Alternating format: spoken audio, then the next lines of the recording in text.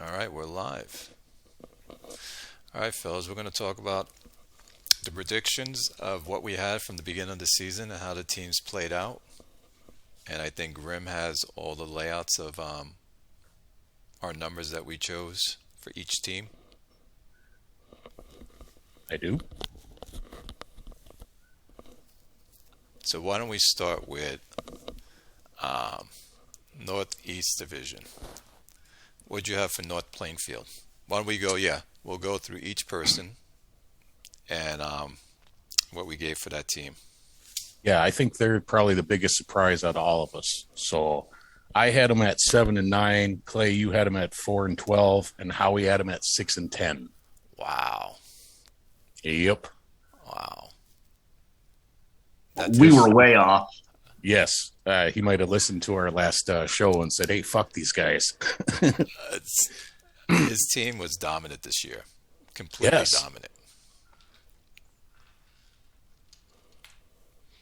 All right. Yeah, that was way off. How about what did we say for Harlem? Harlem. I had him at 11-5. Clay, you had him at 11-5 or 12-4. And Howie didn't really say. He just said he thought they were going to compete. Okay, so and they did. Close. So we were close. And Toronto with Kodos. Toronto, I had him at 11-5, 12-4. You had him at 15-1 or 14-2, and Howie said between 12-4 and 14-2. So you guys were really expecting them to. All of us were really expecting them to take the division again. Yes. Did they? Well, what's interesting there too is when you look at it, North Plainfield had a great season, but in interdivision they really didn't play all that well. No, 2-4. Their two games that they lost, did they lose to North Plainfield? Kodos? Let me see.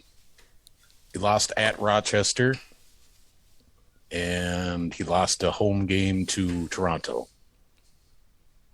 Or North Plainfield. Okay. Wait, no, he lost. Wait, what was he? Yeah. He lost to Harlem at home, and he lost to North Plainfield. If we're looking at Toronto, the two games that they lost in division, they lost to North Plainfield at home, and they lost to Harlem at home. All right. Sorry, I was on the wrong team. That was a tough division. Yeah. Very tough this year. What do we have for Rochester? Rochester, I had them 8-8, 9-7. You had them 10-6 and 11-5. And Howie said 7-9 or 8-8. I was way off. Yeah, we were all kind of off on that one. That whole division was kind of a mess for you guys. I wasn't involved in the picking, so I take no blame. All right, let's go to the Deep South Division. What do we have for San Antonio? I had them 10-6 and winning the division. You had them 9-7 to 11-5, and Howie had them at 10-6. So we pretty much picked you to win the division, and you did. So yeah, but that was really by virtue of other teams not playing very well either, because we weren't good this year. Well, you went 4-2 in the division. That's pretty damn good. Mm-hmm. Yeah. Well, I ended the season with 4 losses, and then finally eked out a win in overtime. Were you happy with your quarterback? No, not at all. No, Shea was terrible this year. I was really hoping that he'd come back around and have another improved season. Last season he took a step forward in terms of his production. He jumped from a 73 rate to an 81. I was hoping for some more of the same, but he regressed. And yeah, well, he really got sacked a lot this year too. Yeah, my O-line was struggling, but my O-line struggled last year too. Yeah, 46 this year, 44 last year. I got a rookie playing left tackle, so that don't help. He gave up 10 sacks, but yeah, no, I'm not optimistic, but at least we made the playoffs. That's a starting point. That's all that matters. And what does Grim say? Once you start the playoffs, it's like a new season. I'd feel bad if we ended up winning it all with this team, but I mean, I wouldn't turn it away, but I'd be shocked if we even make it past Harlem. At least that's a home game for you. Yeah. Atlanta. What do we have for Atlanta? Atlanta, you and I had them at 7-9 to 8-8, and Howie had them at 6-10. All right, we were on the money. Close there. We were close. Yep. Houston. We had all of us. We predicted that correctly. 6-10. And Fort Winning. Wayne. Go. What were you going to say, Howie? That's us winning. Yep, that's one win. It's 2 wins, 2 in a row. Yeah. Fort Wayne. Fort Wayne, I had him at 9-7. Clay and Howie had him at 11-5. Wow. Yeah, new GM, tough to take over a team that's not yours and make it work. Yeah, I think CB's gonna have these guys rolling next season, though. I mean, He'll get them turned around for sure. I thought that he would play more with T-Zach's strategy and slowly transform into a new team. But yeah, he'll be back up on top. Back up on top. He really likes that Darryl Taylor kid he has for quarterbacks. So, yeah. But at one point I texted him like, "Hey man, you got number one cohesion in D line and in the secondary. You got to start winning some games." And he still didn't think he could. So let's go to Tucker.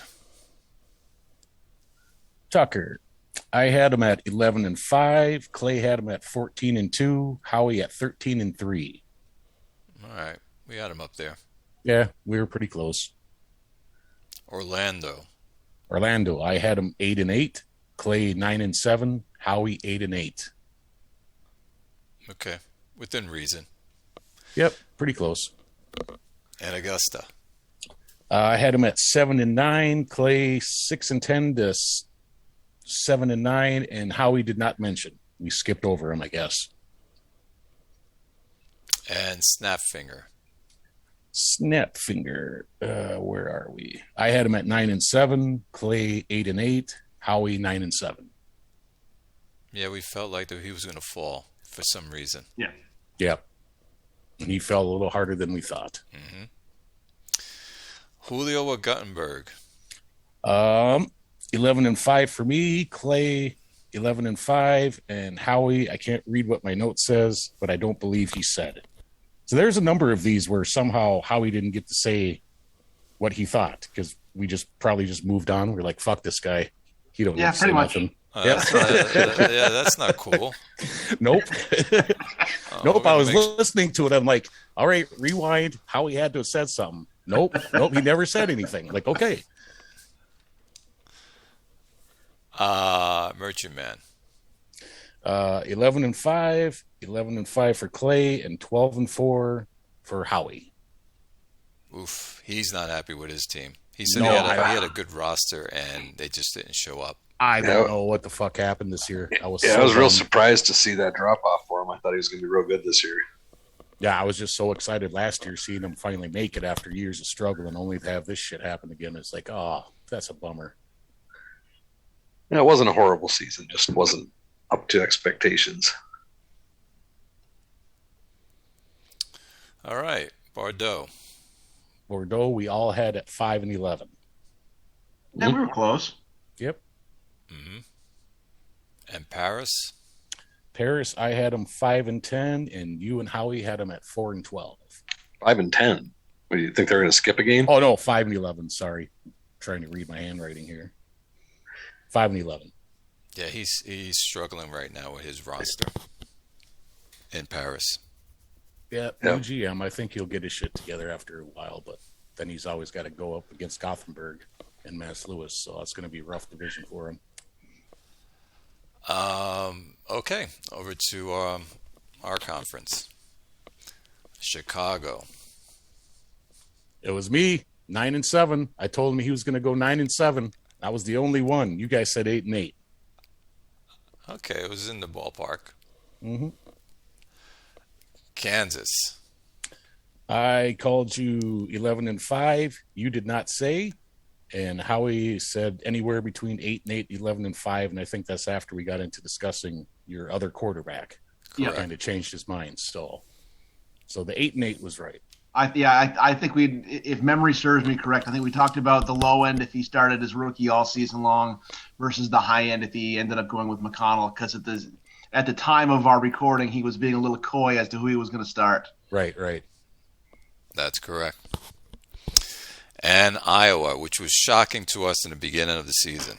It was. I picked 2-14, and then to see him go 4-0, I was like, shit. Clay picked 4-12, and Howie picked 2-14. So he exceeded expectations. He did. Arizona, another shocker. Yeah, Arizona. I had him 9-7 to 10-6. Clay had 10-6, and Howie had 9-7. That was a big fall. I did not see that coming. I don't know what happened to his team. He got hit by injuries. Meza was really kind of keeping him in games. His quarterback wasn't winning games, and then halfway through the year, Meza went out with a concussion. So I think that just became one dimensional. Meza. So yeah, never mind. I don't happen to Mac. Never mind. I take that back. That's Augusta. I'd say that I've been drinking, but that's a lie. Yeah, right. Alonzo Georges looks like he's inactive right now, so that's his running back. Maybe he was injured for a while. And he lost his stud tight end. I know that. Yeah, he was placed on injury reserve on week 4, so he was minus his stud running back all season. All right, let's go now to Atlantic Coast, Texas. I had him 11-5. You had him 11-5, 12-4, and Howie did not say. No, he met expectations. Good season for you, Howie. Yeah, congrats on making the playoffs. Thank you. You swept your division, 6-0. Oh, wow. Didn't even see that. Nice. So it's going to be interesting seeing you in the playoffs. Did you end up with the bye, Howie? I did. I ended up with the number 1 seed. Awesome. Nice. And there we go. Very nice. All right. Go ahead. If Frederick had taken the Mid-Atlantic division, I would have been the number 2 via the head-to-head. I lost to Frederick in the season, but because Brooklyn won it, Brooklyn got the number 2 seed, and I was able to hold on to the number 1. Nice. There was a game Frederick lost to a weak team. I'm not sure if it was Paris or somebody that caused that drop. So let's see who'd Frederick at the end. Williamsburg and Paris. Yeah, they lost to Paris and then Williams. They beat Williamsburg. That's right. Okay, yeah. So they lost to Paris, which knocked them. That knocked them down. Yep. All right, Outer Banks. Outer Banks. I called 8-8. You called 9-7, and Howie did not say. And Moontown. Pretty much right on the money there. What's that? Right on the money there. Yeah. Close. We had a feeling that Texas and Outer Banks were going to take this division. They were going to be fighting it out. Moontown, with his new quarterback. What do we say? I said 5-11. You said 3-13, and Howie said 6-10. And Capital City? Capital City, I said 6-10. You said 8-8, and Howie said 6-10, or 7-9. So I think we all kind of thought he was going to do a little better. Yes. But he's got a young quarterback he's working with too. So. Okay, Mid-Atlantic, your division, Grim. We'll start with Brooklyn. Brooklyn. I called 8-8, and you called 7-9, and I believe that's right around the time Howie left. So he said nothing. Yep, I'm out of the conversation for the rest of the recaps. Yeah. No, you did. You got Frederick, Williamsburg, and Chesapeake. So you did mention those before you left. Did I? Oh, okay. Yep. I got to hand it to Jops for getting his team back. I didn't think he he was ready to turn him around that quickly. Nope. No, he didn't. He didn't think he was going to get back in the playoffs that quickly. No, but he mentioned in one of the forums there that he got a new playbook and stuff, and it really panned out for him. So that's good. I mean, not good for me, but good for him. Frederick, what do we give them? Frederick, I picked him 12-4. You picked him 12-4 or 11-5, and Howie said 13-3. Okay. So I thought they were going to take the division for sure. And then we have for Williamsburg. I had myself 8-8. Clay and Howie both said 10-6. So we were all pretty close there. Man, we were close. If you didn't get that tie, there's a game you want back, I know. Yeah, Paris. Exactly. The Paris game. If I had won that, I might have made the playoffs instead of getting that tie. And Paris was a spoiler for you and kind of a spoiler for Frederick, at least with regard to the getting the number 1 seed anyway. But yeah, Paris was a spoiler. Yep. Okay, Chesapeake. I had 10-6. Clay had 10-6, and Howie had 9-7. Kind of shocked that he dropped there. But your division, again, another tough division. Yeah, really tough division. I mean, it could go.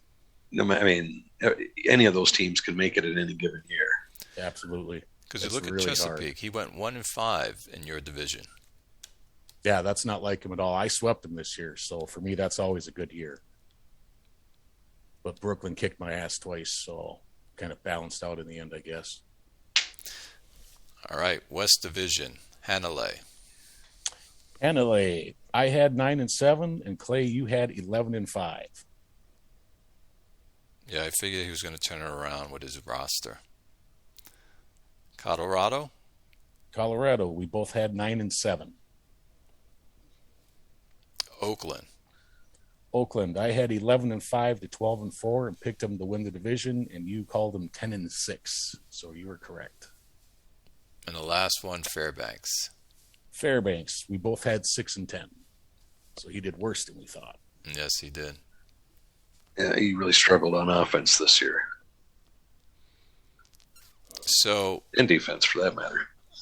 The 2 surprises, one from each conference. I want to hear from everyone.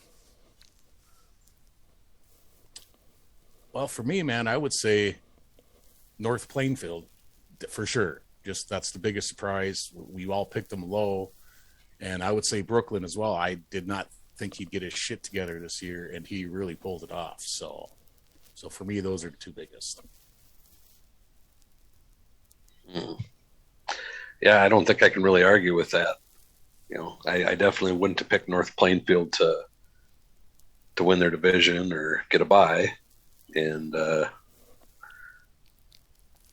I guess I can't really say I'm that surprised with Brooklyn, but I don't really see any big upsets. None of them really surprised me in that division that much. So maybe Arizona dropping as much as they did is a surprise.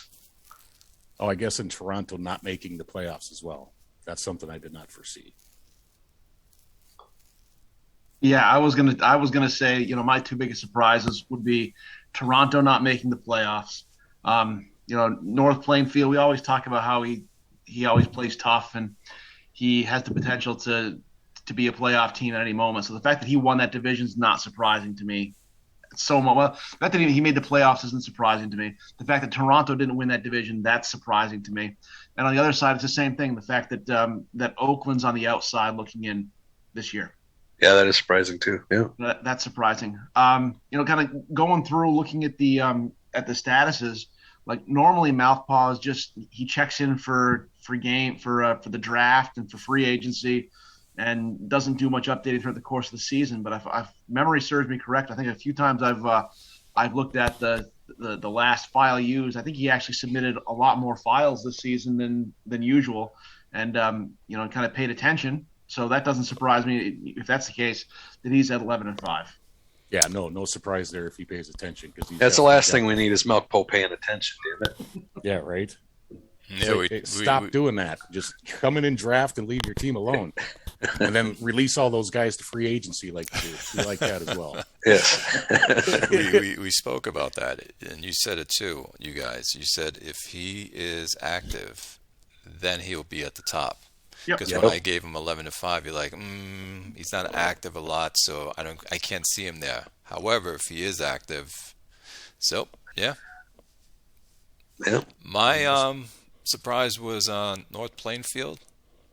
Got to hand it to him. Cert, he took his team. He always had a great defense, but his offense took it to the next level.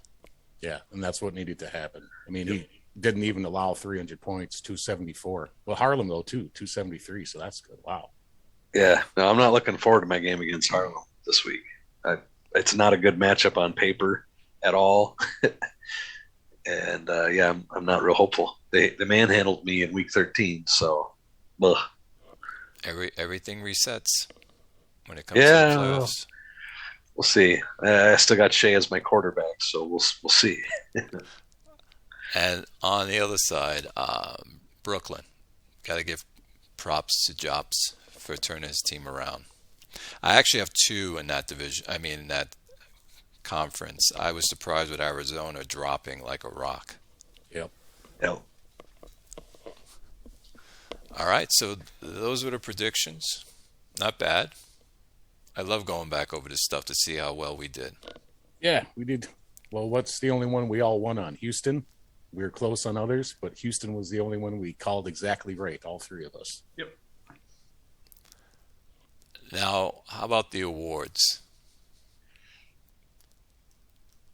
that we have here? Actually, do you want to see the rookie awards or do you want to see the awards for everyone? Oh, it doesn't Game for matter. whatever. I mean, if you go to the home screen and just go over to the left and click on the awards, I'm here right now with the awards leaders. Yeah. So we have Offensive Player of the Year, Livingston. He takes it. Not surprising. 5,100 yards, 35 touchdowns, 16 interceptions, quarterback rating, passing rating, of 86.1. It's not the best quarterback rating, but you can't argue with points and yards. 5,000 yards. Wow. Although, honestly, I mean, Johnny Richardson, rushing for 22 touchdowns, that's pretty impressive. I don't know. I mean, he's not a quarterback. He's always going to get, running backs are always going to take a step back, when these awards come out. But I honestly think that 2,260 yards, 22 touchdowns is a pretty I know. player of the year type thing. Oh yeah. Oh, yeah. McIntyre was number 3, red zones guy. So, Yeah, he got the 2,000 yards that you asked for, Howie. Yep.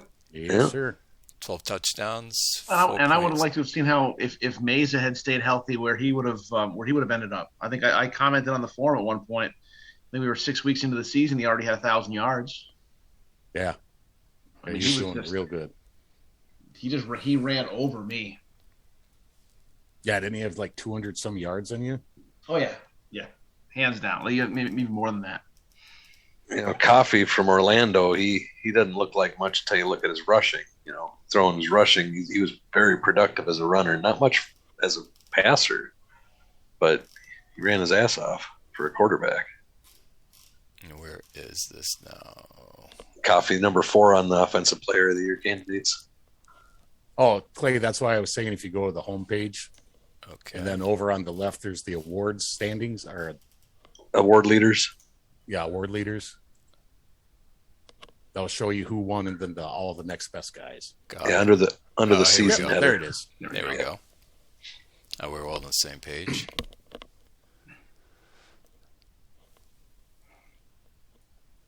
And then rounding out that top 5 is Mel Mills, who I have to face this week. Ugh. Okay. Mills. Oh yeah. He's got him working well as well. Yeah, I mean, he does. doesn't look like much when you look at his bars and Nope. stuff, but yeah, he's got him just working it this year. 4,100 yards over, 7.1 yards per attempt, 33 touchdowns, 16 interceptions, passing rate of 86.6. Way to go. He does Yeah. have those great wide receivers, though, Doran Bose and Cooper Myers. So Yeah, he's I can got see good where receivers. that's going. He's got his running backs going real well too. I mean, you look at I forget the name of his lead guy, kind of a weird name, but Leshkin. Yeah. He doesn't look like he would be that much. He's got a pretty terrible hole recognition bar in comparison to the elusiveness, but he's been doing good, and so is his backup, who also looks like nothing. Yeah, well, XCOM, I'm jealous because XCOM did this year what I strive for every year. I want 4,000 yards rushing, or 4,000 yards passing, and 2,000 yards rushing, and he got that. So even above that, just a great effort. Yeah, getting 4.96 per carry out of a guy like Leskin with that little short hole rec bar. I don't know what the hell I'm going to do.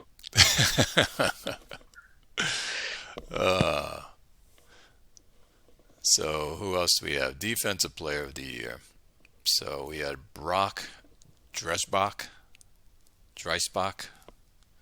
however you pronounce it, 8 interceptions, 11 pass defense, 37 catches, 85.5 pass defense percentage. That was a good pick. Can't complain about that. Now, outside of the interception bar, though, the rest of them doesn't look that great. So surprised at that. Yeah, it's a good pass defense percentage for what he looks like, but can't argue with production. No, you cannot. But I wanted to go back to the list of to see how everyone did with their rookies. So if you go to Ben's thread,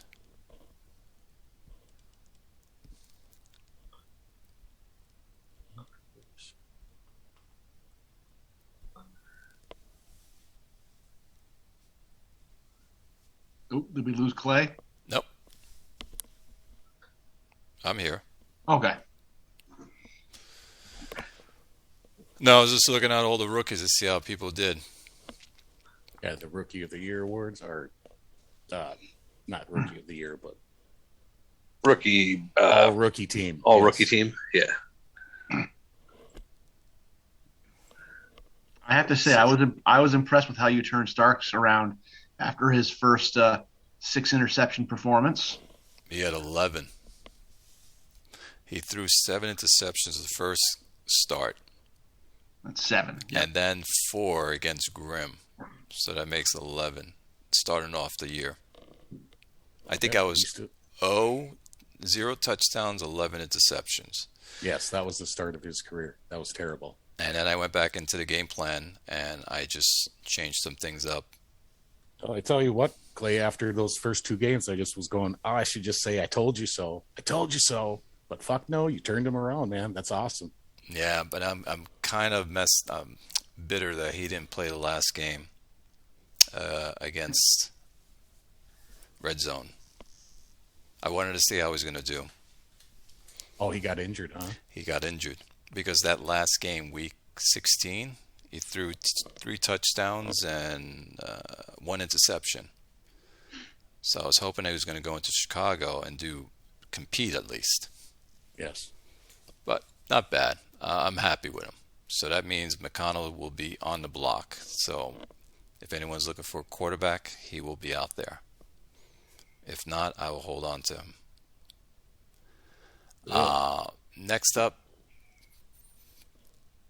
Red Zone's running back, Pat McElvey. No surprise there. No surprise there. Good pick. Just a stud. Sure. Yeah, absolute. Just a stud. Then we have Tucker with Connell, his fullback. Now, he's not showing anything here what he did. Did he? Well, he did. 53 catches, 379, 6 touchdowns. Yeah, we talked about that, how Ben would have his fullback involved in a passing game. So, and that rookie tight end that he was trying to deal, if I'm not mistaken, who was like his 3rd tight end, still ended up with 360 yards, 3 touchdowns, and took the all rookie tight end. Yep. Yeah, with 11.25 yards per target. Not bad. Yeah. Back-to-back players. Yeah, I'll be right back, gentlemen. Go ahead. And then Brooklyn's wide receiver, Hirschberg. Yeah, he panned out nicely. 1,300 yards, 8 touchdowns. That's nice for a rookie wide receiver. I mean, I think was it Howie? Was it you that was talking about how rookie wide receivers sometimes take a couple of years, or take No, tellers? that was red zone. Yeah, that's right. That was red zone. Yeah, and he's right. I mean, it's kind of unusual to see the rookies, even the stud ones, produce that well. But Yeah, Brooklyn, not a bad pick. Brooklyn got him going. Yeah. Yeah. Same with Singleton and Christie. Really, I mean, they all had good seasons. They did. Singleton didn't get much by way of touchdowns, but he was productive. Then we had the center from Rochester. He had 17, 57 block opportunities, but he had 17. So it was 29%. Not good. Yeah, there's probably just there weren't a whole lot of rookie centers getting playing time. So, but he got 4 sacks only, which is good. I like that. Yep. I also like the guard that Atlanta had. Only gave a 4. Yeah, he's a 6th rounder. Yes. 6th round pick, 41%.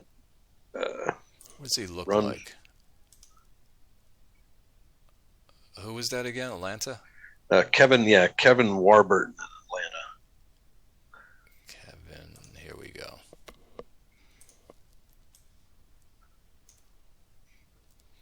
Not bad for a 6th-round pick. Not at all.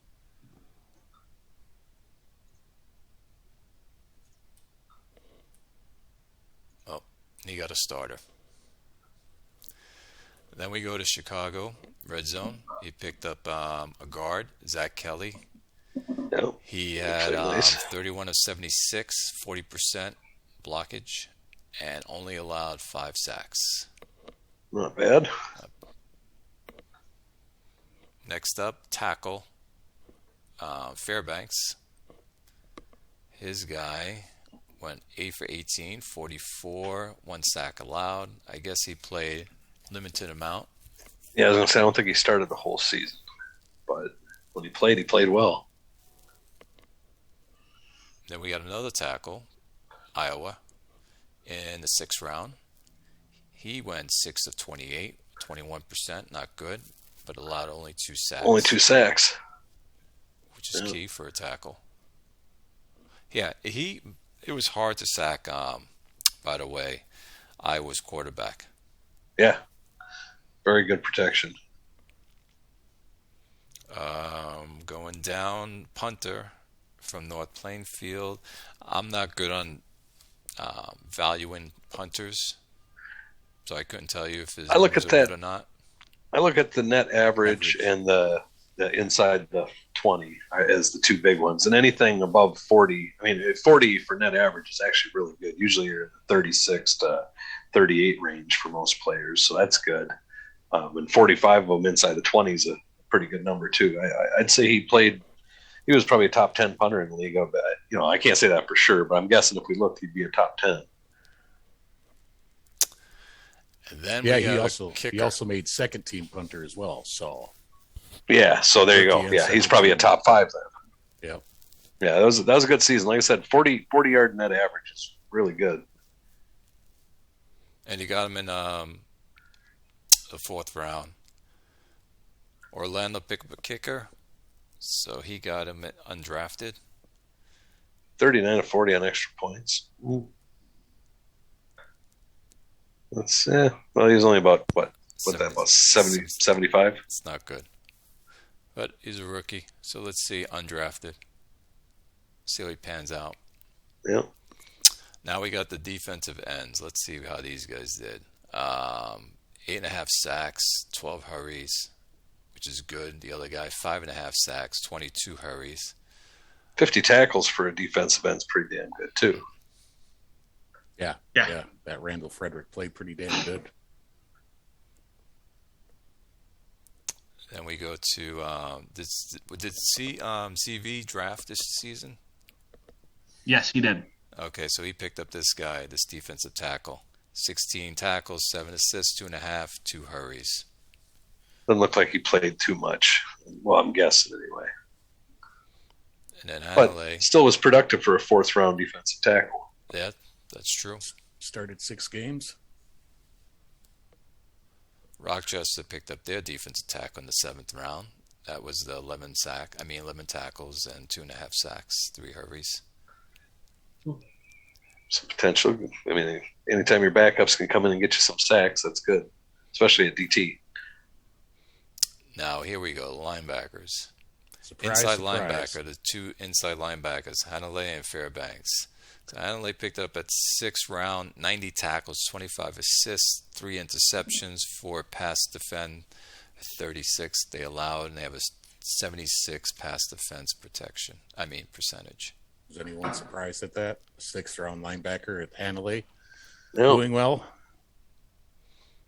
And then Fairbanks at 112, their pick, 101 tackles, 18 assists, no sacks, 1 hurry, 8 pass defense out of 36, and a 75.7 pass percentage. he's a good surprising tackler, there. but he's a good tackler, but really, when you look at it, he wasn't that spectacular. I mean, 0 sacks, 0 interceptions, and only a 75 PD percent. I mean, it's not a bad linebacker at all by any stretch, but someone 112 for a linebacker, you're really hoping that there's somebody that can either get you some sacks or some interceptions. Yeah, I think at some point, though, he'll form out. His zone defense still wasn't all the way developed, I don't believe. Sure. But 101 tackles is nothing to scoff at. Unless your defense is awful and he's making all the tackles. Well, that's true. That's probably part of that. Now we go into the offense, outside linebackers. So at 126, Frederick picked up this guy, 53 tackles, 21 assists, 8.5 sacks, 23 hurries, 2 interceptions, 5 defensive pass out of 27 with an 80 pass. That's an excellent season. No, but we determined that early in the season. He's playing him at defensive end. Is he? That's why he got all those sacks. Yeah, we looked into that early in the season. Yeah, he's playing. Yeah, he's that big guy that he's playing at defensive end. But I'm guessing based on the fact that he's got 2 interceptions and 27 passes thrown his way, that he is being dropped back in some formations. Maybe like 4 wide receiver. There's some role where he's playing at linebacker too. Still, I think you're not usually getting defensive ends dropping back into coverage 27 times. Yeah, that's true. Be interesting to see where he played him. But yeah, that's still, whether it be defensive end or linebacker, he still had a pretty stellar season for a rookie. Yep. Now we go Capital Blues with their outside linebacker, 66 tackles, 37 assists, 2.5 sacks, 1 hurry, no interceptions, 3 pass defense, and a 75.6 pass defense. For a 3rd round pick, that's great. Yeah, that's not bad at all. Yeah, he found his starter. Kansas, we picked up our cornerback, 49 tackles, 24 assists, 3 interceptions, 22 pass defense out of 44. Yeah, I'm 84. jealous, man. Yeah, he was a good pickup for us. I wanted He that was. guy. Yes, indeed. He's nice. Yep. And he's my color. Now we have the other 2 cornerbacks out here. North Plainfield, 69 tackles, 17 assists, 3 interceptions, 16 pass defense out of 54, a 79.5. Another good pickup. So he Well, and basically if you- started 2 rookie cornerbacks this year. Yeah, and if you look at it, honestly, the guy he picked up in the 5th round, I mean, aside from the tackles, he was there playing better than the 1st round pick he grabbed. That's right. I like to see how they play next year. If the guy at 111 passes, here comes red zone. Red zone's jumping in. All right. Now we go to the safeties. Harlem safety. 72 tackles, 28 assists, 8 interceptions. Nice. 4 Yes. pass defense. 82.7 pass defense. Yeah, Yeah, that's good. it is. He's got a lot of good players on his team. I don't like That's it. surprising. I wonder if he played him at corner because his zone defense stinks. He picked him up at the second round, number 23. Yeah, he's going to be good. And then we have Augusta. They picked up their safety. 48 tackles, 24 assists, 3 interceptions, 6 defense, 79.2 pass defense. It's good. That's not bad. Not bad for a rookie. Red Zone, welcome. We were talking about your running back. Yeah, he's done pretty good. The rest of the team's kind of struggling to keep up with him, but we got in the playoffs, so I guess that's all that matters. He did very well. 2,000 yards as a rookie. I've heard a lot of people, I think Howie said one time, a running back plays better in his second season, so Here's hoping, right? kind of scary. I mean, what's he going to do next year, 2,500 yards? I'll be okay with that because we may not throw a single pass all season, but Yeah, right? Hey, if he's rushing for 2,500 yards, do you need to throw a pass all season? I don't know. It just seems like Benson just finds a way to do just enough to lose the game for us. I mean, he doesn't play badly this season. He was close to 60%, I think, for the season, 58, 59, 60. He was right on the bubble there. But there was a stat I posted in my reply to you, Clay, about he won some kind of award for yards per completion. Okay, but how about we need more completions? I don't care about how many yards per completion you get. I need more of those, more completions. Keep more drives alive. Let's put teams away. I find more ways to lose close games lately. I don't know why. Well, I'll tell you what, he threw 62%. I would die to have somebody throw 62%. And he was only sacked 15 times. So that's wonderful. But probably a product of Richardson, running so well. Oh, yeah. I mean, no doubt about it. I mean, He played Or well no, for you, Red Zone. McIntyre. Sorry, I was looking at the wrong team. Red Zone, he played well for you. well, I mean, he became a role player, but he's still, how many games did he find a way to lose in the last 2-3 minutes? I think it was 3 this season. Yeah, I'm sorry, Red Zone. I was looking at the wrong team. But no, he had threw 24 TDs and 9 interceptions, sacked 21 times. But 9 interceptions, that ain't shit for a year. I know. The numbers are there. It's kind of like Kirk Cousins. At the end of the season, you pull up the stat and you say, well, he didn't play that bad. But he did. He was just playing bad at the wrong times. Yeah.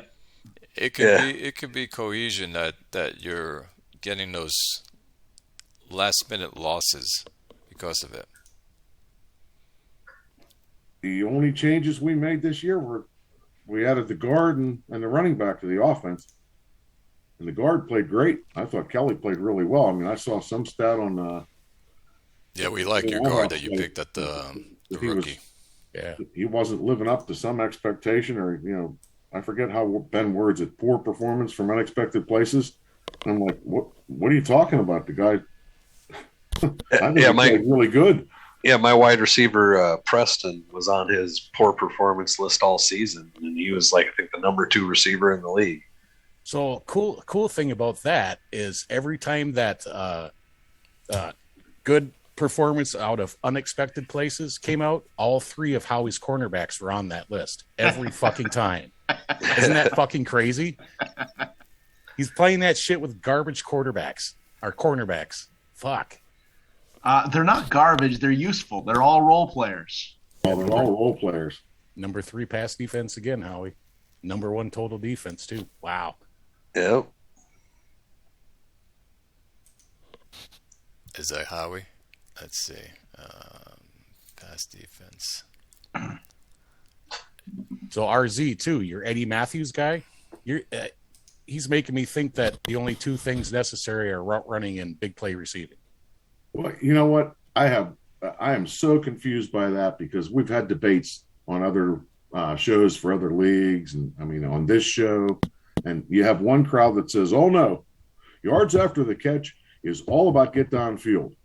It's route running and get downfield. And then you got the other crowd that says, no, read the help file. Yards after the catch is all about big play. It's route running and big play. That's what you want. And for a while, I said, you know what? I'm going to go with what the help file says. I'm going with a big play.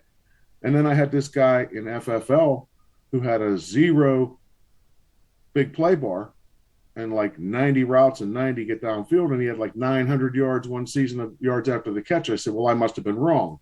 And then you go look at Eddie Matthews and you scratch your head and say, well, then maybe I was right. So I think it's got something to do with something else, because those two don't seem to matter as much as we think. Maybe it's just maybe it's got to do more with the QB. Maybe it has to do more with the accuracy bar in the QB. I don't know. But I've seen both sides win that argument just about the same amount of times. Well, I saw something. I'm trying to figure out where the hell I saw it, but it was something in game. And maybe it was one of those, what do they call it? The Sage of the Gridiron things. But it was the category was best yards after catch receivers, and all of them had their get downfield maxed out. Right. And they didn't have they didn't have much of anything for big play receiving. But somehow the get downfield was saying they were that was the most important for them to be the best yards after catch receivers, which again doesn't make sense based on the help file. Well, but like Justin said, look at Eddie Matthews and look at the other receiver. I'm trying to think of his name, and I didn't open my game up yet. Norm Tatum. Matthews is outplaying him, and I'm paying Tatum $62 million a year. Yeah. How does that make any sense? How does that add up? I mean, if you get open because they're doubling Tatum, I don't think I see that much double coverage. I'm not scoured the logs, but when I do look, I don't see that many people doubling anybody on my team. You know what? I know what it is about Tatum. You need to drop him. I'll take him. Yeah. You know what? Boy, the first couple teams next season, whenever we're allowed to make moves like that, just let me know when you're ready. I'll drop them for you. Yeah, I think you're onto something there, Clay. I'll eat $62 million in cap. Absolutely, no problem. For what, the next 3-4 seasons, and you can have them. So my cap will be destroyed, and you get the good player. Yeah, we can do that. Yeah, that sounds fair. Sure. I mean, what are friends for? Oh. But it doesn't make sense to me for Tatum, and I've tried moving them. I have. Okay, well, Tatum's playing X and Matthews is playing Z, so let's switch them. Tatum's playing R and Matthews is playing X, let's switch them. No, doesn't matter. It doesn't change anything. You think it might be his endurance? I mean, Tatum's endurance is real. Well, that's always that's always going to be a problem, I think. See, but I mean, if he doesn't show up on that chart where there's on your depth chart at the bottom when you do analyze, and he doesn't show up as I forget how they word it. If he's not a problem with getting tired in too many formations, then that shouldn't be. He's not off the field that much. He's only a couple of formations. I think where it comes in though is like if I don't think that's the best litmus test for whether or not they'll get tired, just because the game doesn't know how many 1-1-3s or 1-2-2s you're going to put in. So if you have this guy, if you have Tatum in the 1-1-3 and you run that 80% of the time in the game, I still think he's going to end up getting tired. Yeah, he's going to get pulled. See, I don't. This is way back now. When FOF 8 first came out in the VFL that Willie B ran, we did an allocation draft for the whole league. We drafted every player on every team. And Dogfan picked Gene Washington. And he had an 11 endurance bar. And he led the league the first year in receiving, in catches, yards, and TDs. Had an insane amount of targets, like 350. Now, all he had him in was 113. And that's all he ran most of the game was 113. It goes. I mean, I've seen that work both ways. I don't know now. Like I said, that was the original version of the game. So how's that changed since? I don't know. Because here's my receiver, and my receiver doesn't have that much endurance. Right. There you go. And he did 1,100 yards. So why can't Tatum do that? And why is Matthews outplaying Tatum? I mean, it just doesn't. There's things that just don't make sense. There's got to be more play. Same with the get downfield and the big play. One guy does one thing, another guy does another. They don't match up. They both produce. So what's the answer? I mean, there's a lot of questions that I think people like to think that they know how things work. But at the end of the day, I wonder sometimes, do we really know what we think we know? Well, my coaches see is that Tatum has a 69 route running and Matthews is 68. So it could be that he's just getting doubled all the time, and Matthews is open. I can't tell you for a fact that that's right or wrong because I haven't checked it, hard. I haven't gone in. Okay, let's see how many times is he really being doubled. But when I do look, I don't notice people using that much double coverage against me. Sure. He's also got a lot less. He's got a lot less targets as well. So 103 to 172. You're obviously targeting Matthews a lot more. And that could be because he's actually intentionally being targeted more, or it could be because maybe Tatum's covered, so they're throwing away from the double coverage. Could be that whoever you're playing against maybe isn't doubling them, but maybe they're using that top cornerback on top receiver. So no matter what, Tatum's getting shadowed by the other team's best receiver or best cornerback, which could prevent. I mean, it's all guesses. But it could be any number of things. But it certainly looks like Tatum should be the better receiver. Well, no doubt about it. And statistically, that's not really the case. It's that I'm pulling it up now. I don't think it is. Where's let's just go to team summary. No, not even close. 30 catches and 70 targets and 500 yards, 5 TDs. Yeah, and it looks like it's kind of a pretty every year type issue that you have with him. He hasn't had a 1,000-yard season in his 6 years career. No, and I've only had him the last 2, but I suppose, yeah, Snapfinger had him. Sorry, 900 yards last year and 7 TDs, and it was his first year on the team. And the way that Benson struggled last season, I wasn't unhappy with his performance last year. This year, I'm sorry, where's the View contract? For $62.83 million, I would have liked to have gotten a little more production. Well, on the plus side, he gave you 40. He only caught 46% of his passes last season. This season, he's caught 61%. So, that's a 15-point boost there. But and that's weird, too, because he only targeted him 103 times. But, yeah, he caught 63 of 103 versus 65 of 140. So, he's playing pretty well when he does get the ball thrown to him. I'll be right back. I don't know. Red Zone, you have Frederick tomorrow. Yeah. How are you feeling for this game? Honestly, the way our offense is played, I'm worried every time we play. We just don't. Amen. Look at my schedule. Pull up my schedule this season, Clay. It's up right now. I have your team's summary page up. 1 by 8, 1 by 3, lost by 3, lost by 7. We had the big blowout there. We won 23-9. That was pretty good. Lost by 7, 1 by 6. Had the big win there. Lost by 7 to you. Lost by 6. Lost by 4. We won by 12 there. Won by 8. Lost by 8. And then we won 19-0 the last week. How many of those games were by 8 or 7 points, which is one score or less? There's too many games. We find a way to lose more games that are close like that than win. And it's not just in IHOF. But you have a lot of weapons. You have your running back, your quarterback's playing well. You got 2 very good receivers. Your defense, he's given up 21 points, 21.6. And that's confusing to me, too. Look at my corners. Look at my safeties. Now, the one safety's hurt. That hurts me. Azer. He's got a concussion. He won't play again this year. Godfrey's good. I'll take him. But, even the guy that's replacing Azer isn't horrible, I don't think. Where did he go? Azer's out with a concussion. Right. He's out. He won't play again. You mean Spa? Spall. Oh, it's horrible. You'd like a little more than 55 zone. but as a free safety, you could do a lot worse. Yeah, my defensive scouts are terrible, so you guys probably have a better rating for him. I'm showing him as 64, but you're more accurate. 64 for a zone defense.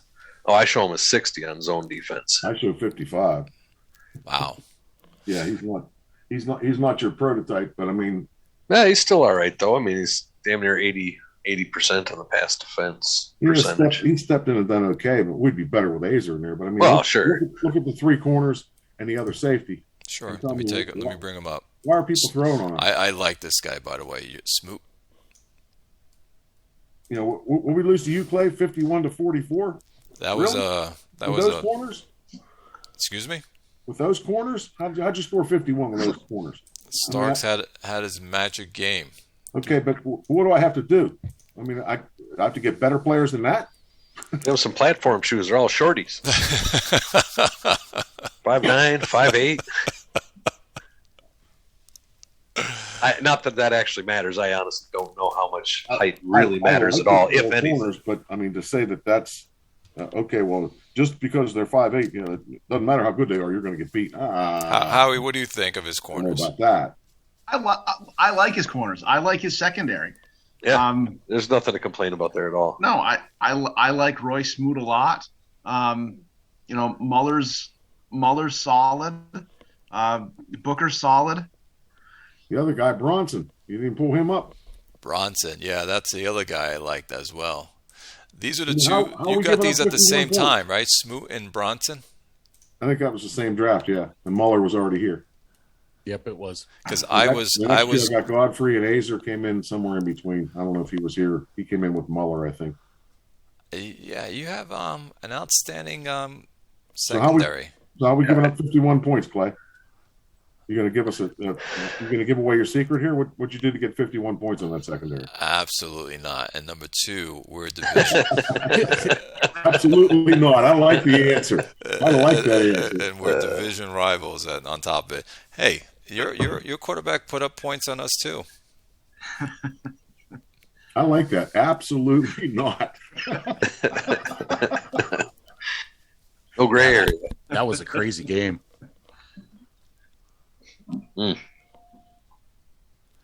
But yeah, oh yeah, you had Starks in that game. 434 yards, 6 touchdowns, 1 interception. That's insane.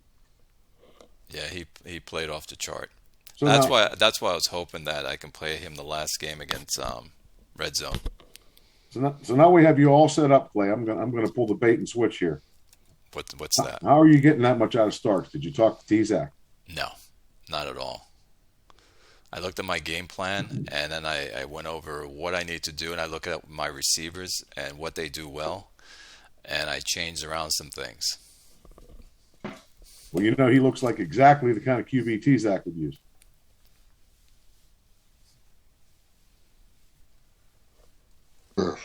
Anybody got a pin? Awful silent here. No, I don't even speak. I'm just pulling him up, looking at him here. I don't even speak to T-Zac. Starks. Yeah, and his avoid interception, according to the page, is shit. 36. He might be one of those Willie Monroe types. Exciting player, but lots of picks. I looked at the things that he was doing wrong in my games, and I changed it out.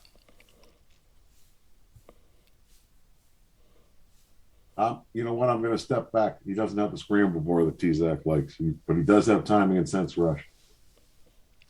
And those are, I believe, in T-Zac's rule of QBs. I think that's the first. Yeah, well, T-Zac plays a lot of really short passing. He likes that spread, short passing, slants and digs and outs, and wants all the yards after the catch. And I suppose sense rush and timing, especially, is key for short passes. So, Clay, you almost had a running back at 1,000 yards. That's not like you. I know. 5.3 yards per carry, 6 touchdowns. Involved in the passing game, really nice, too. 501 yards. Damn. Yeah, damn. He's going to ask for big money now, Clay.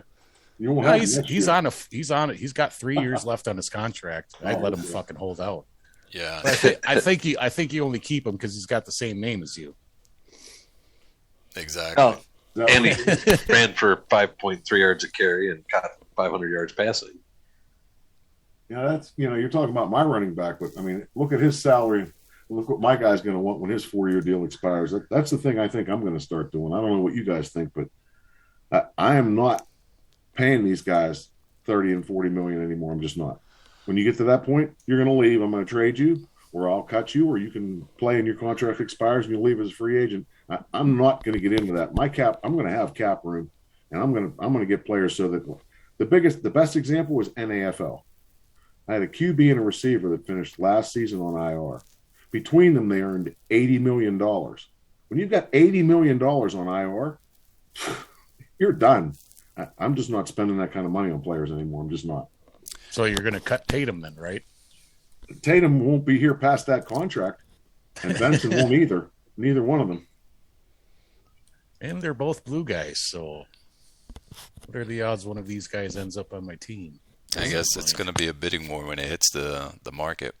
Well, that's I'm with them on the whole free agent thing. I tend to overspend free agents, but that's one of the things I always hated is if you can actually get one of the premier guys in free agency, you have to have such a huge bonus that you're stuck in the situation like he is with Tatum, where he's got, $42 million a season in bonus money alone.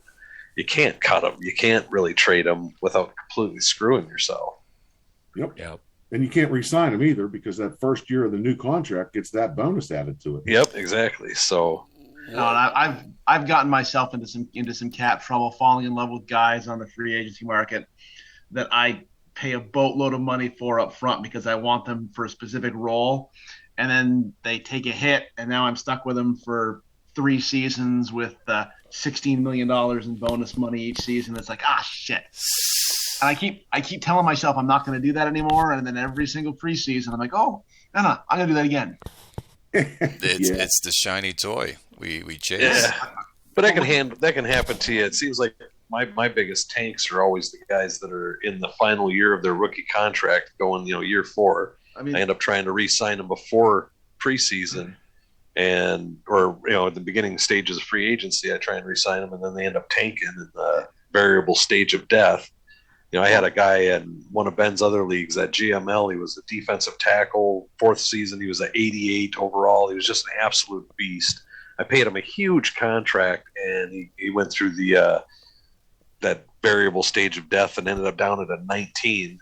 And he was completely unusable, and I had the guy for 5 years. And in GML, it was like year 2,200 or some shit like that. So, I was paying the guy like $190 million for the 4 years. God. Well, you kind of learned that early with that Maxwell kid in OBX. Your first. I should have learned that early. Yeah, with Maxwell and OBX, but I didn't. I don't give a fuck if motherfuckers are holed out, but I wait until after PS2 to re-sign anybody in the 4th year of the contract. I was just going to say I've started to do a lot more of that, and I used to have a fear. I'd come up, okay, you're looking at your team, and the free agent stages are passing, and the draft is about to begin, and you're like, okay, who am I going to re-sign? Well, not only the 1-year guys, but a lot of these 2-year guys, they're a risk to hold out. So how many of them can I get under contract so I don't have to worry about this later? And then preseason 2 hits, and a couple of them drop, and you're like, why didn't I wait? Well, guess what? Your whole team won't hold out on you. So if you wait and you don't re-sign any of those 2-year guys, and 1 or 2 of them hold out, well, you know what? Is that better or worse than having 3 of them drop? I think Justin's exactly right. That's the best strategy, is just to let preseason 2 roll, and then deal with them. And if they hold out on you, hey, good luck on your next team. Red Zone, but I do agree with you with the running back, and because McIntyre, for you. Oh, he's going to want big money. Yes. He's going to want $35-40 million a season. Yep. And then you let him go to free agency, and he'll end up taking like 15. No. You let him go to free agency. Oakland's going to take him. Yeah, and they're going to give him 60. Yep. Howie, what were you I don't know. say? We talk about running backs and big money. I don't know how I'm paying Norm Shaver as little as I am, because the year that he won the rushing title and rushed for 1,900 yards, 17, whatever it was, he didn't ask for big money. Like it was very reasonable. He's a 40 low rated guy though. He's 42 of 42. He's 42 now. He was rated in the mid 50s when that happened. He's taken a big hit in the late. Like he's in the downswing. He's dropped. Yeah, and I mean, and you'd think even at that, I mean, the last 3 seasons he's rushed for over 4,000 yards. You'd think he'd be asking for huge money. Yeah, regardless of what his actual rating is. But he wasn't, and then his agent's not one of those low agents where you make an offer and the agent will take it. Stubborn negotiator. He's very low at 3. No, maybe he is. Who the hell am I thinking of then? Yeah. I'm looking at that now. How much? Yeah, he's just got a shitty agent. He's like, come on, boss, give me some money. Now let's go see what's going to happen to me. Let's go to McIntyre. Where's he at? Where's his agent? Let's look at McIntyre. He's very low. 1. Oh, see, you may get lucky. Wow, that's kind of scary. Maybe I'll be able to keep him for a second contract. Who knows? Not if he keeps getting 2,000 yards. If he in his first 3 years, if he rushes for 6,000 yards, you're going to fucking pay that boy. So is he going to hold out on his 2007 season, 2107, do you think? No, they don't hold out. Rookies will not hold out until the last year of their contract. Okay. Yep. Yeah. So that's one bonus. You got 3 years out of him. And the 4th year, he's probably going to play because he knows either you're going to pay him or someone else will next year. So I don't see a lot of them holding out either. But it's the second contract. The guy like Slim Mikey goes in a lot. He'll take a rookie, and in his 2nd or 3rd year, he'll extend them. Well, as soon as you do that, all bets are off. When he gets down to 2 years, he's a potential holdout now. Yep.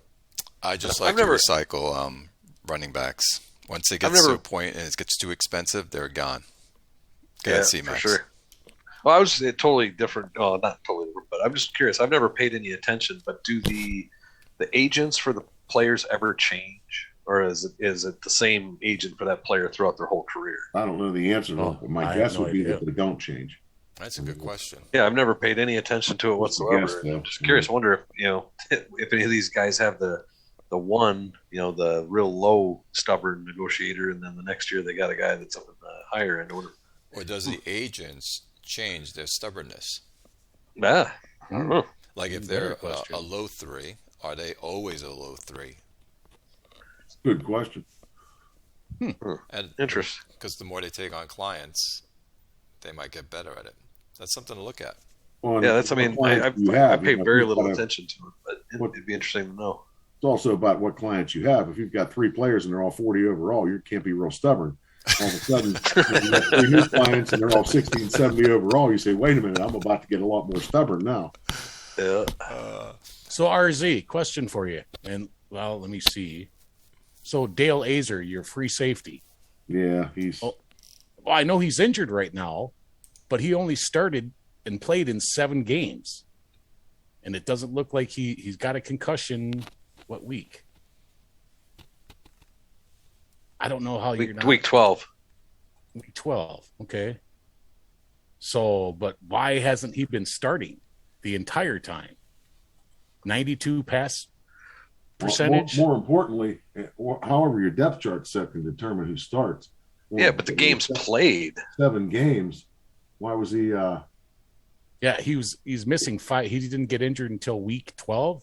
I wonder why he's missing not starting. 5 games. That dude's a total fucking stud. No, he had a back injury week 5 too. Oh, did he? Okay. Week 3.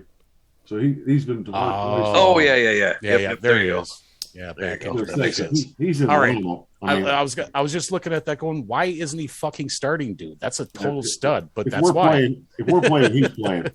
Right. Yeah, he's a total stud, but if you look at his injury history, 2 injuries in 2102, 2 injuries in 2103, an injury in 2104, 2 injuries in 2105.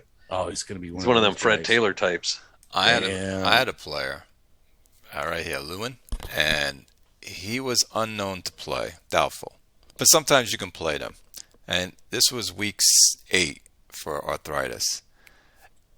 They never put him into the lineup. No, I don't. Even though he was active in the starting role. I was convinced one time to put in a guy with turf toe, and he fucking just played like shit. He was in there for maybe 15 plays a game and couldn't do anything. I was like, nah, I'm never doing that again. Yeah, I've never seen a guy with arthritis or what are the other ones? Arthritis, strained hamstring, or I forget what the other one is. There's like 3 of them that they'll be questionable, but they'll be questionable for 10 weeks, and you have no idea if they're ever going to play, and they never do. It's like they never put them into the lineup at all. And Clay, you got fucking killed by injuries here at the end of the season. Yes. Looking at your injury list, dude, there's fucking 1, 2, 3, 4, didn't you lose 5, both your 6, tackles 7? against me, Clay? Yeah. Here's one with the turf toe. Again, week 7, turf toe, and then I thought he can play. He never played after that. As you can see, the game started. He was in the starting role, playing. Every time I look, never played. But what's your injury setting? What's my injuries? Oh, good question. Yeah, under planning, game day planning. Game plan details. Yeah, show us. I'll check it later. Everybody, screenshot this. Screenshot this, everybody. Well, I'll check it later. This is interesting. This is interesting now. Here's the thing. That screen. Now, I went and I've had conversations with a couple different people about that screen, and I went and made a lot of changes to it. When you're going to go for it on 4th down, what the percentages are. I had a lot of things switched around. I changed the minutes per score behind and minutes per score ahead on the clock training and hurry up.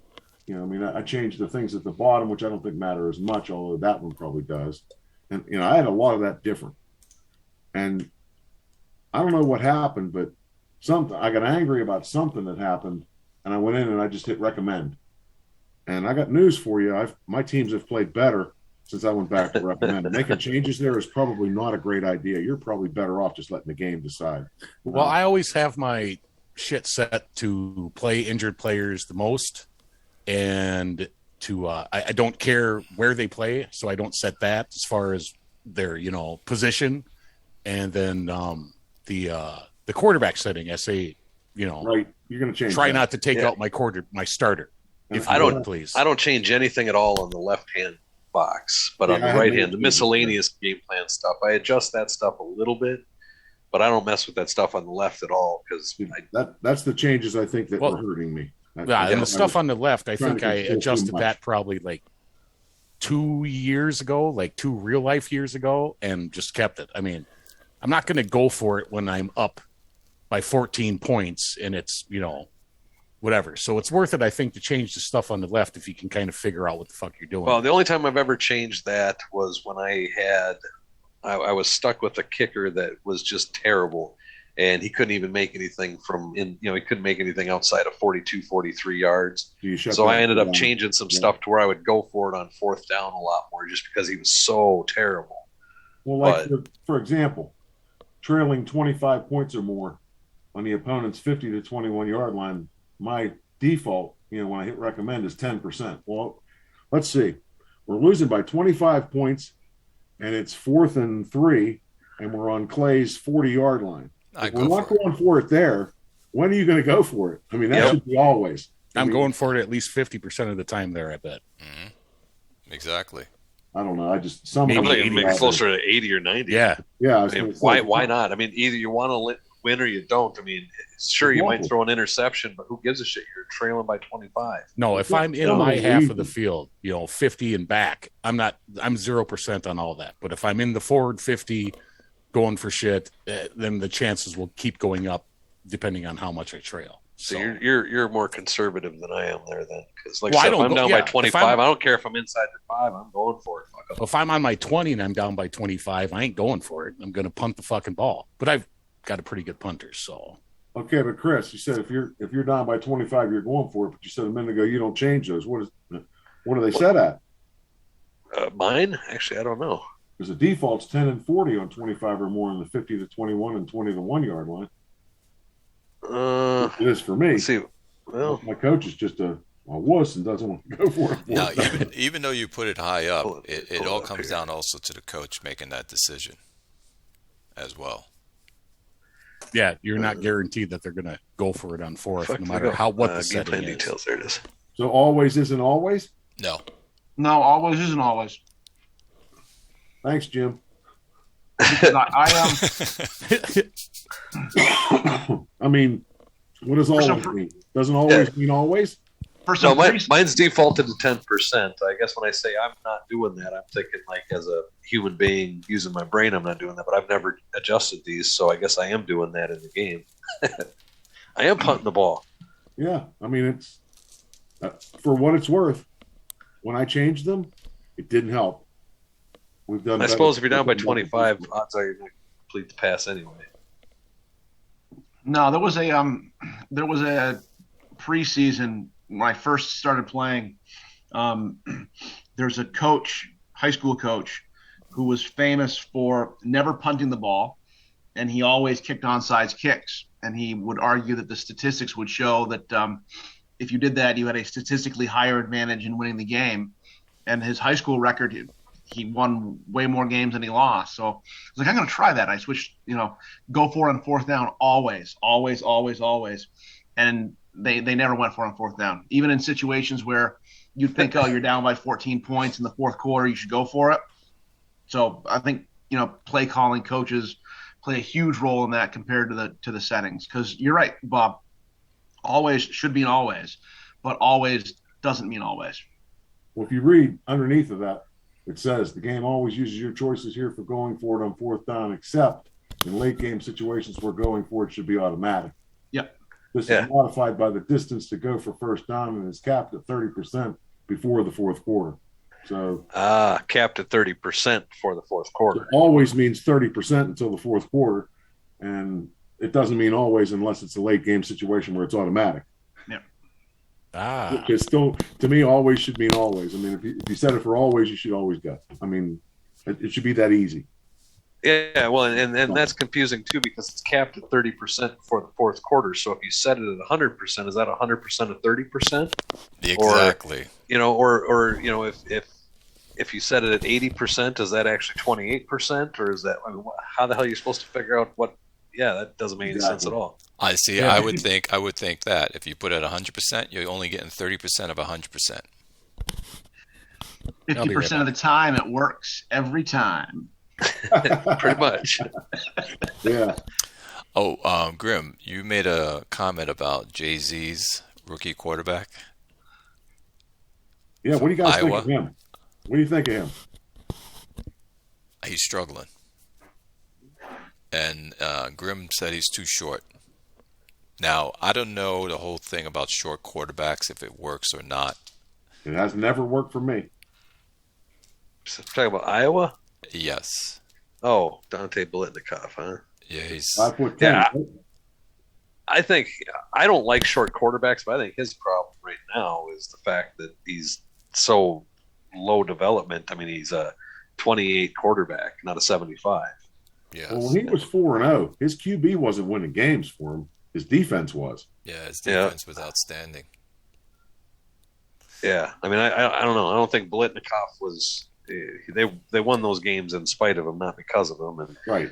He's playing like a rookie. He's playing like a guy that's only 28 developed. I don't like short quarterbacks, and I would venture to guess that he'll end up being a good quarterback, but he's not going to be one of the greats just because he's short. But that's just my opinion. I don't have any solid data to back that up. And that's what I'm going into. So is the short quarterback an issue in FOF? Well, I've never had luck with one. Here's another one for you, Clay. And again, I don't want to keep dragging other leagues into this, but the discussion I just read, comment somebody made in NAFL is out of the 70-plus QBs that had come out recently in the last, say, 6, 8, 10 drafts there, only 2 of them had a QBR over 80. So now Livingston obviously is the cream of the crop in our league. But aside from him, who's been picked in the top 10? Who's been picked that's a 60, 70, 80 overall guy in the last 10 drafts that's panned out? And then look at the guys that are winning championships. Where are they picked and what are they rated? And is it the game plan, the GM, or is it the QB in the bars, or is it a combination? But just because you pick somebody that's 70 overall future doesn't necessarily guarantee you're going to have a stud.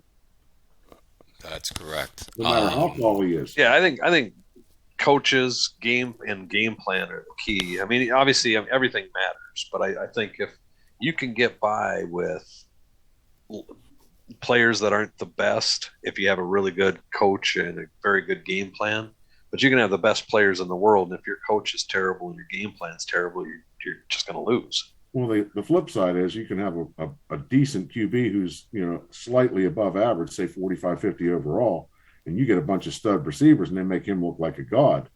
Yeah, welcome to Harlem. Yes. Yep, that's true. What's his name has a quarterback, which I like. I think it's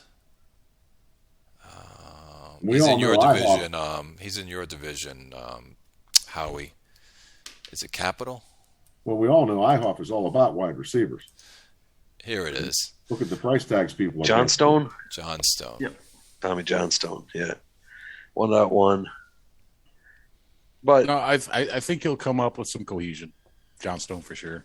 yeah, he's not very good with the 2-minute offense, obviously. He's not got any good scrambling abilities, so he's definitely a pocket passer. But yeah, I think with the cohesion, what's he got for wide receivers around him? Hold on, let me pull him up. He's got this guy. He's got this guy, AJ. His weapons. Yeah, And AJ. This guy. Yeah, they're all getting old. He really didn't have not much at wide Bowen. receiver, not much at tight end. If he gets some weapons for that quarterback, I bet you he's going to be good. But if he doesn't get any weapons for him, he's not going to be able to do shit with him. Yeah, so we were talking about Grimm. I was quarterback. You made a comment that he's short, and we were saying, do short quarterbacks succeed in FOF? Not in my experience. But we're going to find out. Here's another one that we can test. I mean, unless he's on Tucker. I think Tucker a while back had a very short QB. That He could get by with a pygmy and he'd be fine. Yeah. Exactly. You could get by with a 5'3" guy for sure. C-Max, you're going up against Harlem. We're just looking at your team right now. What's your thought? Don't worry. We aired Just it. do it. Just do it. I have no confidence going into the playoffs. That's really all I can say. Harlem beat me pretty good week 13. We've been playing terrible the last 5 games of the season. Shays stinks. Haven't been able to get my tight end going. My wide receivers are doing okay, but not getting the scores. Mel Mills stinks too. So yeah, Mel Mills doesn't stink. Mel Mills is actually playing very well. I'm saying Shea stinks because he's playing like shit. He's not playing good. I don't know. I've been struggling with him all year. I just can't get him. I mean, what is he?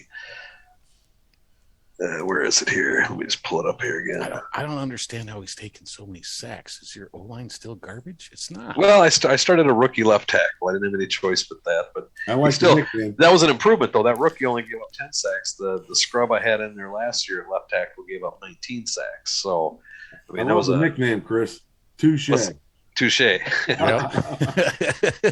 Wow, 46 sacks. Yeah, he's just been getting clobbered. Man, Lindsey, I'd probably play at right tackle because he's got the size. Yeah, but I can't play my right tackle at left tackle. Well, I can give you my prediction, Clay. What did Mr. T say in the one Rocky movie? The reporter said, "What's your prediction for the fight?" And he said, "Pain."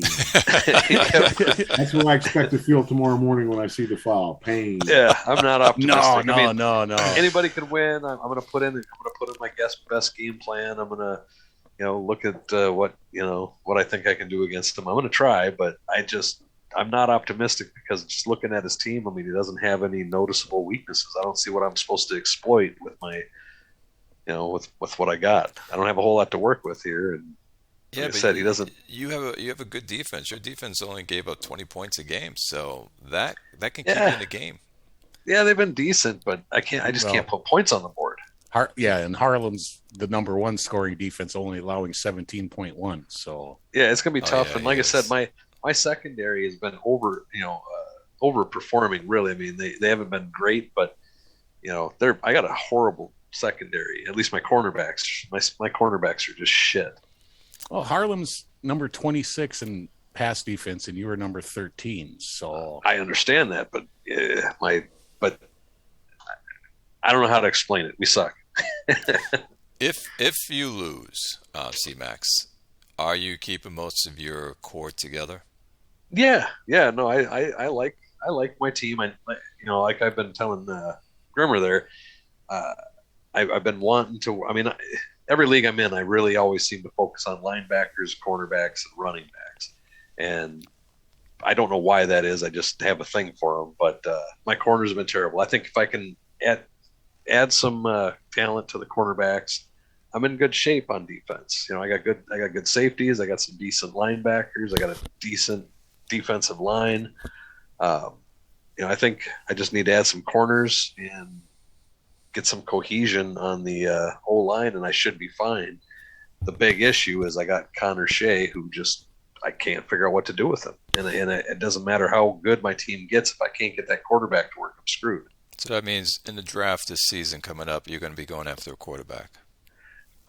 At this point, I made the playoffs. I can't imagine getting a quarterback in the draft that would be any better. So I'm guessing I'll be going at it with Shea again next year.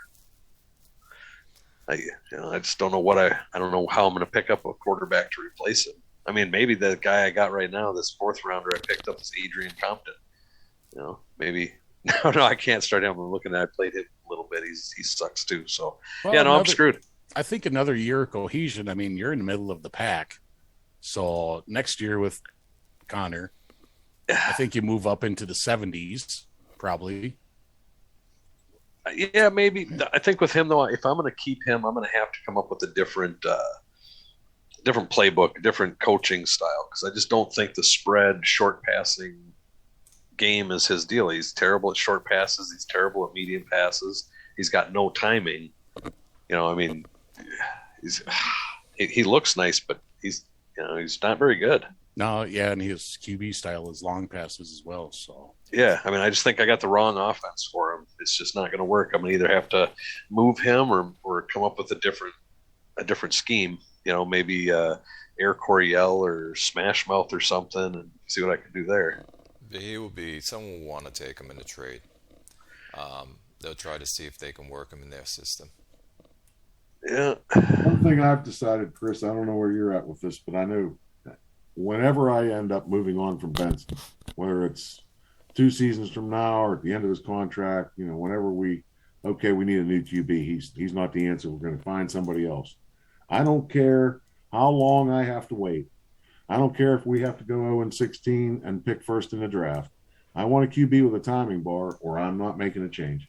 Yeah. I'm not going to run with a guy without a timing bar ever again. I'm not doing it, no matter what. Yeah. No, I'm with you. If he'll play for the league minimum and he could throw 30 TDs, I want a timing bar. We're not. I don't know why, but ever since I went away from making that one of my priorities in finding a QB, passing game has suffered in every league I play in. Yeah, well, no, I hate it. I think it's one of the most important ones, especially, like I said, depending on what scheme you're running. But I think no matter what, you need timing, period. So, Bob, I think one of your problems is your offensive coordinator is 73 years old.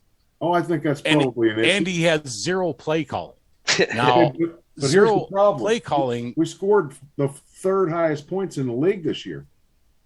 Yeah, I don't get that. But and we lost all these close games. I think if you get a different offensive coordinator next year, which you must. Well, he's probably going to retire. Well, hopefully. God, he's 73. Jesus Christ. I hope he comes back. But that zero play calling, I think what I've learned over the last couple real life years is that play calling bar on your offensive coordinator and defensive coordinator is very fucking important. Okay, it stops. Here's my question. When what? when is it important? I want to have this debate. Seriously. No. Have you looked through and seen how many familiars you have throughout? But you understand that I created every play in my playbook and I set every play in my game plan. So he has nothing to do with any of that, ever. No, that's true. That's true. But there's. So when does play calling come into play in the game? I wish I could reference a forum post by someone talking about play calling, but I can't. I can't bring it up right now. He's got great scouting, though. Disagree. That bar to me is completely unimportant because he isn't doing anything except having a cup of Gatorade and watching me do all the work. Yeah, defense wise, I think it matters a little on defense because your defensive coordinator has to decide which one of those defensive plays that you have in that package. Yeah, out of the three you have, or the two unlike you have. Your offense, it just goes right down your list in chronological order. Whereas on defense, they have to pick. I would agree with you, Justin, if we were using the guided game plan and he was making the game plans. Right. If he was creating the playbook. Okay, then I'd say, wow, I got to have a guy with a big play calling bar. The only thing I'm saying with that is I believe someone said it matters as far as the familiars you get. Okay, but he didn't choose the plays. I did. That's true. But if you choose too many of those plays, like Howie had a big issue with that early on. He was running like 15 104 plays. I remember PMing him going, yeah, you can't run that many of those, dude. Yeah, but he would have been getting that whether his coach was good play calling or not, because he can't run 15 104s. I mean, you just can't do it. Otherwise, you're going to get familiars. Right, but I thought Ben at some point had said something putting a bad game plan together then. Not the play calling. I honestly don't know for sure, so it may be interesting to have somebody that have a good explanation on how that worked. When you get to the 2-minute drill or the hurry up, that's probably the play calling bar. Yeah, no, I would agree with that, absolutely. I think that all these numbers get plugged into some sort of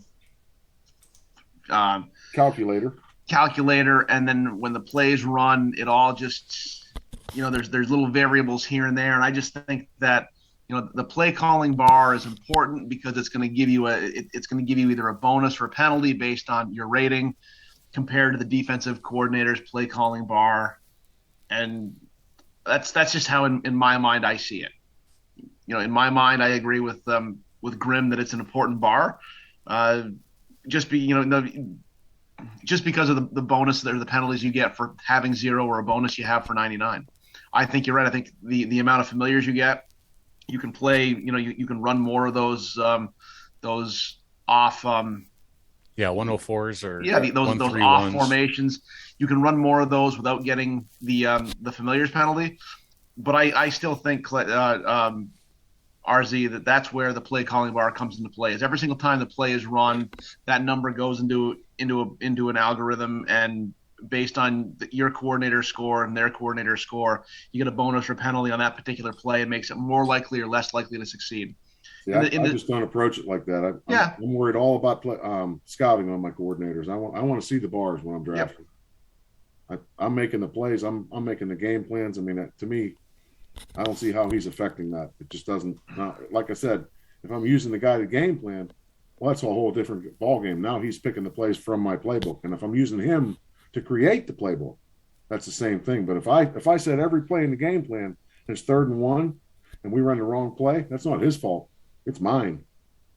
Yeah, you're probably correct. I was just scrolling through the logs from your first game, Bob, and you only had 2 familiars, a 203 and a 122. Against Arizona in a game that you lost, I believe. So, who knows?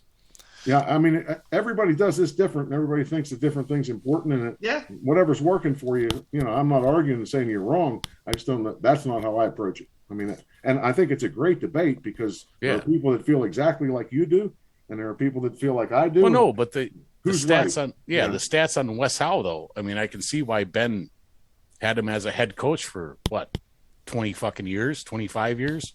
Motivation, discipline. Yep. Well, all I did was put in. We had this conversation on one of the previous shows. I've changed coordinators hunting for that scouting bar for probably 4 seasons in a row, and I'm tired of not seeing the players that Ben sees.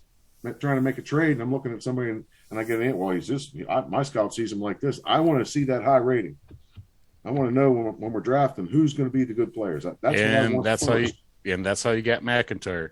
And Chris just texted me and said his internet's down, so he may be back or he may be not. Okay, that's not good. I mean, that's my focus. So when we did our staff draft this year, my offensive coordinator was 20 on scouting and 1 on everything else, and that's who we got. That's why he's here. He was the best available based on that scouting block. Like I think quarterback knockdown that there's something to it that's doing something to your opponent's quarterback. Yeah, we kind of talked about that the other night. It Don't can't be remember that which one was that's there for no reason. There has to be something that it might have knocked a little bit off of your quarterback's ability to do something. I want to look more into that. I'm not sure the game is that in depth. I mean, what could it do? How would it affect them? I mean, you're talking about a lot of programming. Why have that stat? Why not just have hurries and sacks? Why have quarterback knockdown? I think a lot of the stats are bells and whistles. You think? Yeah, I don't know. I mean, I've never been the stat hog that some people are. I mean, some people, pass rush percentage and pass rush, the tackle percentage. And okay, if the guy had 20 sacks, I don't really care what his pass rush percentage was. Me neither. I love the basic stats. Give me sacks, give me tackles, give me interceptions, give me pass defenses, but the percentages, I don't give a fuck. Now thrompletion percentage, yards per attempt, those are things you can use to measure how your offense is doing. And one of the things that I'm going to throw T-Zac out here again. One of the things he mentioned to me, and we talked about this on one show, you want to know how good your offense is? Go to the team stats and pull up red zone. How many times are you in the red zone? Because if you're not getting there, you're not scoring. Your passing game isn't working. I agree with you on that one. So I mean, that there are stats that are immediate indicators. Boom, you're not doing well, and this is why. I just don't know that all of them have a meaning. I think some of them are bells and whistles. A hurry is an incompletion every time. That's a great stat. I want that one. But like I said, if the guy had 20 sacks and his pass rush percentage is low, do I care? Howie, what do you care about, sacks or hurries? If you had to choose between one. Oh, I like hurries because every hurry is an incompletion. Yeah, you can get 40 hurries. You only get 15 or 20 sacks. Right. Mm-hmm. I agree. I'm greedy. I want the guy that has both. Well, the good thing about the sacks is that you can cause a fumble. That's the bonus for sacking somebody. And there you go. That's I know that because Freeman fumbled fucking 10 times this year off of sacks. Oh, was he? God, yes. He was just bad. I think payback from not signing him after he won a bowl. Are you in the market for a quarterback as well? Well, I'm going to try to sign Freeman in free agency, but someone's going to outbid me. So this is the Edwin McConnell sweepstakes beginning right here on this show. No, Clay, I can't take McConnell. He's not a chem fit for me. No. I don't think anyone's going to take him. No, I don't think either. Yeah. You had him going. Yeah. I was really afraid he would come off the bench the last week of the year, light it up, and beat us and knock us out of the playoffs. I thought the same thing. I could just see it coming. I was like, here we go. You know what, Red Zone? I thought the same thing. I go, here we go. But no, he disappointed. So, Bob, I think if you beat Frederick, which I think you can at home by the ground and pound, I'm not sure we can. You go to Texas then. I get Howie's number one. Won't that be fantastic? Thanks. Right? That's our reward for winning a game. We get an all expense paid trip to Texas. No, that's fine though. You want to win that home game because at least you're getting the revenue and you'll move up in the staff draft position. Right. Yeah. But so Howie, who would you rather face, Frederick or Chicago? I'd rather face Chicago. I've seen Frederick once. Hang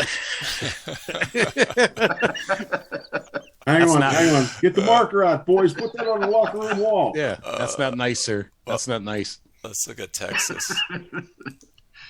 I always said he'd rather face us. Did you hear that? Because who's the number 5 and 6 seeds here now?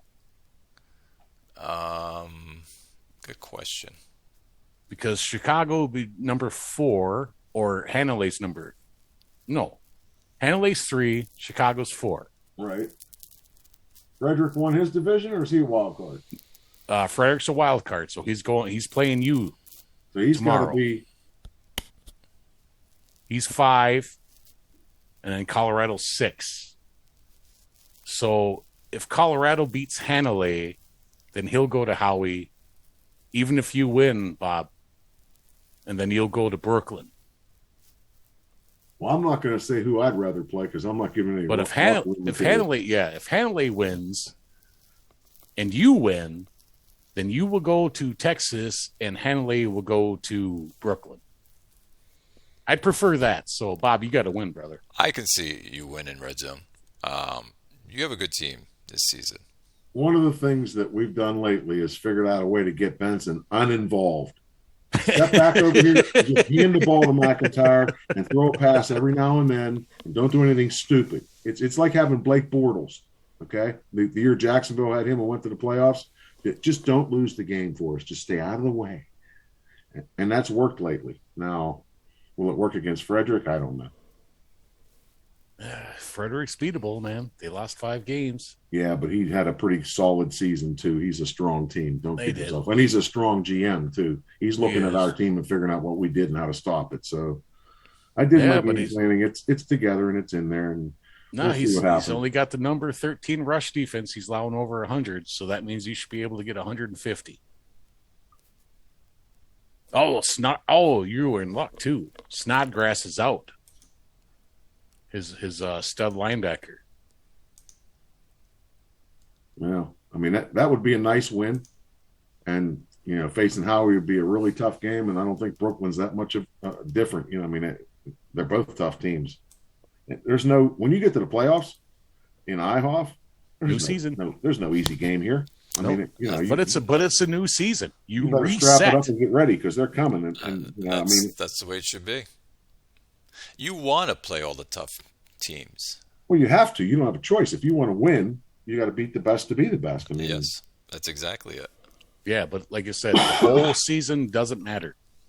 Bob, you only got one guy out, Dale Azer, and he was out most of the season anyway, so you survived. Yeah, I think you can get that one. I absolutely do. I hope you do.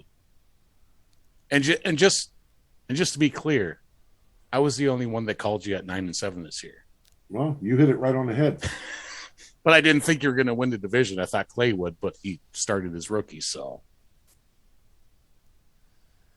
I don't know.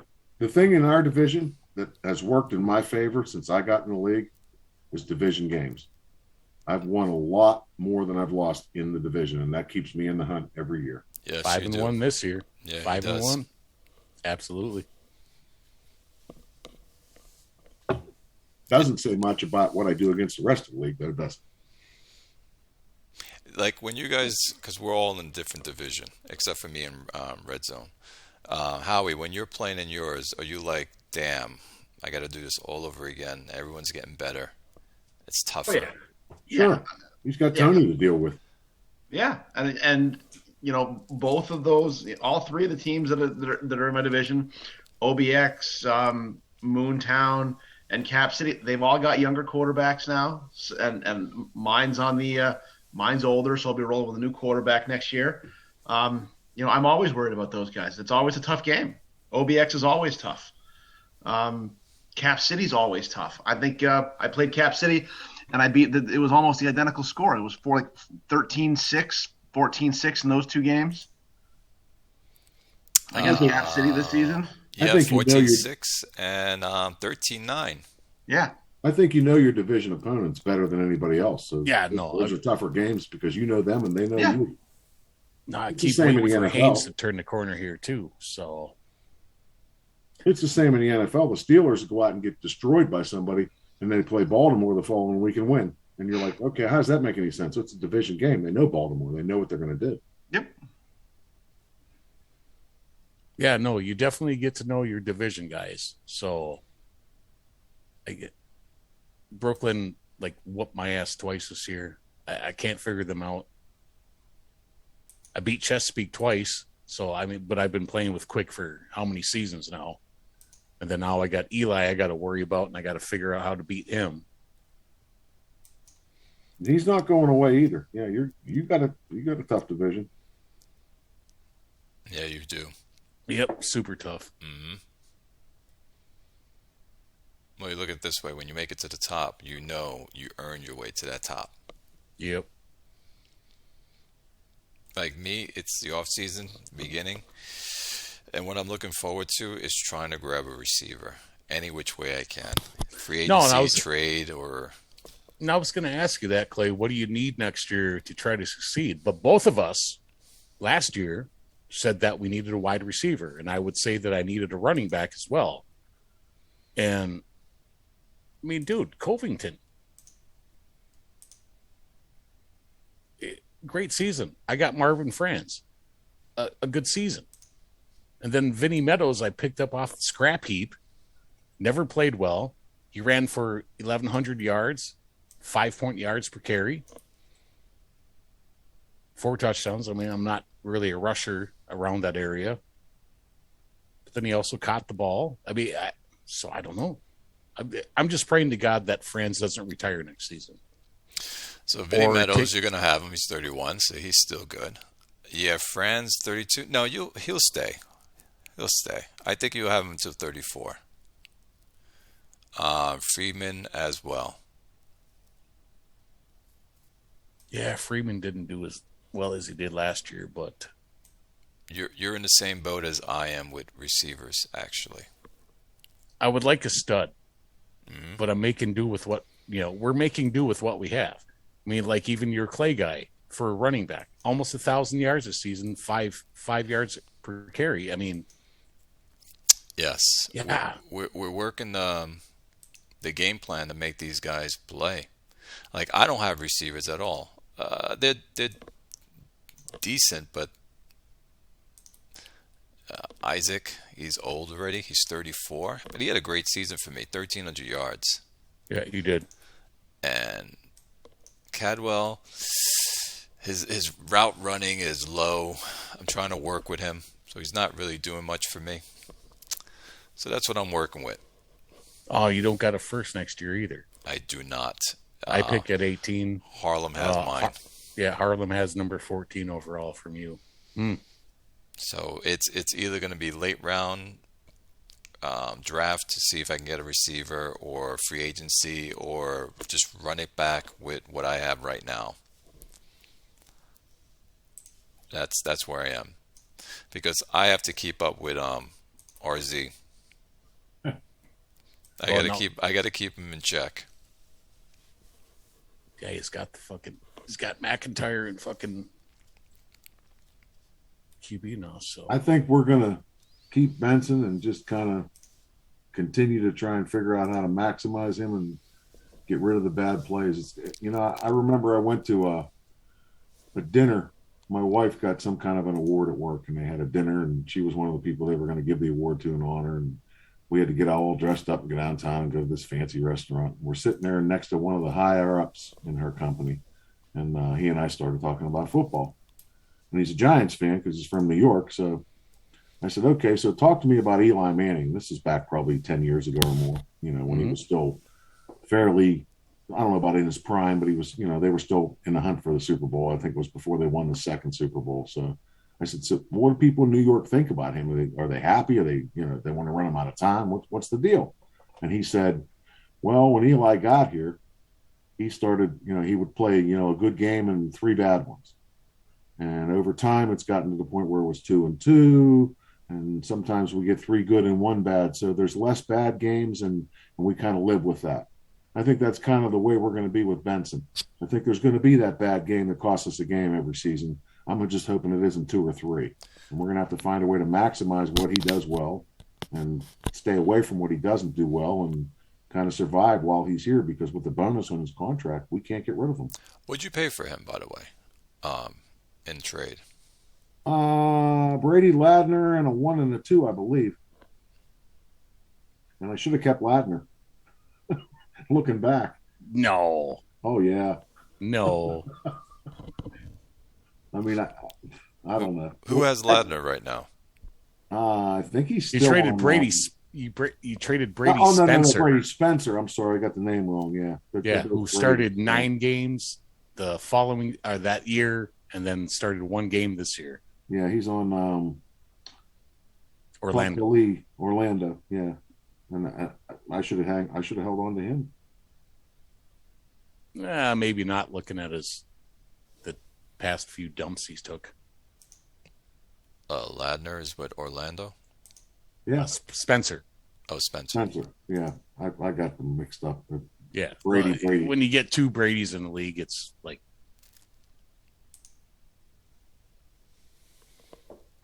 And I mean, there's QBs that have struggled in this league. Look at who's the guy I traded to Augusta? Let's look at this. Here we go. Rhodes. Yeah, he hasn't been happy with the production he's got at Rhodes any more than I was. You know, I mean, you look at this guy and think, oh, I can make him work, and he gets here and he doesn't work, and you're like, well, what's going on? Why not? But I look at Ladner these hasn't guys played that well. You know, I guess he's retired by now, but I mean, he didn't play that great for me. He didn't play that great once I traded him. You know, I mean, Spencer, I got a lot out of, but it was only 2 seasons. He hasn't done much since. You know, I mean, Benson's not doing, setting the world on fire. I mean, there's a lot of people that are, they're looking at their QB saying, you know what, I want more, and they're not getting it. Bordeaux needs to get a quarterback. Yeah. Walt is going to retire, I think. You said you aren't happy with Freeman there, Justin. I mean, I'm not happy with Freeman. Dude, so I look at a guy like Landon Rhodes. All right. So Brian's got him 61% completion, 20 touchdowns, 11 interceptions, 19 sacks. He started 13 of 14 games this year. I would fucking kill for a guy that could complete 60% of his passes. But he cost you a couple of games, 2 or 3 games all by himself every season. I don't give a shit. But Freeman, he can't get he can barely get 51%. I need to complete more passes. Yeah, that was like, what are you doing for me now? I know. What are you doing for me now, motherfucker? If he's doing that, yeah, but Landon Rhodes is never going to sniff a bowl. I don't know. If he's doing that bad, why not just get another quarterback in there and bite the bullet? Let him take his lumps and just. I think Sawblade has another guy he would rather use right now, and he may very well do that next season. He was talking about it. Yeah, the Cole Kanvac started 3 games this season. What did he say? Was it this season or last season? I think it was the end of last season. He put him in to get him some experience, figuring he'd lose a bunch more games, and the guy went out and won 3 games and screwed up his draft position. Yes. But that wasn't. He's not even on the team anymore, is he? Oh, I don't know. Is that not the same guy? No, he went with Brian went with Kanyak for 3 games this year. So you thinking of Johnny Macon? I'm not sure. Did he play last year?